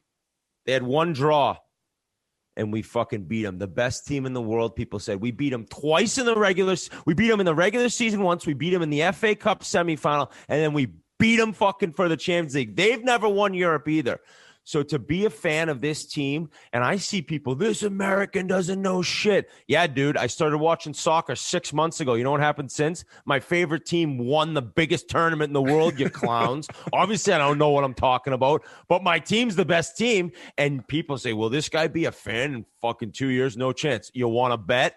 I'll be at a game next year. I'll tell you that for free. We'll be doing a sandbagger in Europe, too. That will be a trip and a half. And just to go to Stamford Bridge and see now, above the logo on their jersey, there's 2 stars now, Biz. There's 2 stars. Oh, they get to add it? Because they got their second champion. What was the score, Whit? 1-0. They got this French player, N'Golo Kanté. I can't say his name correctly. So it's like, Biz, he's 5'5", and he is all over the field. He's everywhere. He's unreal. It's the most entertaining soccer player I've seen. Now, they lost this Belgium superstar, Kevin De Bruyne, from Manchester City. This guy's one of the best players in the world. He got knocked out of the game in the second half. Huge loss. But to win that game in Portugal with fans, it was just, I had tears. And Arsenal and troops, you scrubs, not in the Champions League next year, like 8th place or whatever in the Premier League. And we just got our second. So I love it. I'm all Congrats, in. Whit. People, say what you want. I just picked a team, and then they fucking won it all 6 months later. You think I'm going anywhere? Nope. You triggered one thought in my mind, though, when you said sandbaggers, was all this golf shit going on the internet between Bryson DeChambeau and Brooks Koepka. That video was how did that video get out? Oh, of him basically rolling his eyes at Bryson walking by. I'm kind of team DeChambeau. I think that Koepka guy's a bit of a diva. That video made him look worse. Way worse. It's like, dude, like you're that disgusted by it. It's like, and I don't know. It was like Mean Girls. Go challenge him. Go say something. He has said something to him. They've gone back and forth, but it's like, and I don't know if DeChambeau said something or if it was more just his metal spikes, like knocked his interview off that bad. It's like, bro, you're doing an interview post round. Mental midget. Mental midget a little bit. Metal. That's why he lost the PGA. But then Bryson releases Bryson's just such a nerd. He's releasing a video of him doing like 100 the worst curls I've ever seen in my life. Looking like Grinnelli out there. So these guys, pair them up in the U.S. Open. The USGA won't do it. Pair them up in the U.S. Open. Oh, you're saying they're avoiding this conflict at all costs? Yeah, dude, the PGA Tour had that clip scrubbed from the internet. Oh, my goodness. I know, the PGA Tour does not. I had it written down. They should do a parlay special where they have a fucking boxing match after they go head-to-head on one of those match-type scenarios. How much did Tiger and Phil get paid for the match? Did they get paid banked, 10? There's another one coming up. And then the next day, it was announced that Aaron Rodgers is teaming up with DeChambeau, and they're playing against Mickelson and Brady, who played against who was it? Tiger, and who was Tiger's partner last Peyton year? Manning. Peyton Manning. So Big Brady forehead. and Mickelson are going back, and Koepka wrote on Twitter, "Sorry, bro," to Aaron Rodgers. Which is funny. Bryson's in his grill, I'll tell you that. Oh, for sure. But I think that match will be fun, and I think if they started, and listen, all this stuff broke. The Koepka lefty match with Portnoy, all this stuff started breaking when the tour announced the PIP program, where they have $50 million that I think they're going to give to 5 guys at the end of the year in terms of your social media brand and how many eyeballs you get on the tour. Now, throughout all this, the tour's taken off videos that is only good for the growth of golf. How many people were talking about Bryson versus Brooks in golf? And it took over the internet. I was all about it. Instead of the tour leaning into it and like living with this drama and creating the controversy, they like run away and hide from it. It's fucking bananas. It's like the backwards business model. I don't know who's running Tom Brady's social media accounts, but they deserve a raise because he is just the funniest. Memes he made. I think he made 3 It would be like if Jordan was doing it, because what are you going to say to Tom Brady? And he was all over. Nobody could say a word to him. Yeah. So that was I wanted to bring that up with you just to end the pod off with a little bit of golf talk. And folks, thanks for listening. We're happy to be dropping the bonus episode. We got another one coming Thursday. We're going to come back next Monday and then Thursday again to wrap up the second round. And then we'll be back to one a week. Absolutely. And we're also dropping a bunch more playoff shirts. So check out our Twitter feed, Instagram. We got Colorado Avalanche. Wow. Who else? We got Vegas, a bunch of teams, man. Just check them all out. We got one for every team. 8 teams left. Actually, 9 teams left because we're waiting on Montreal and Toronto.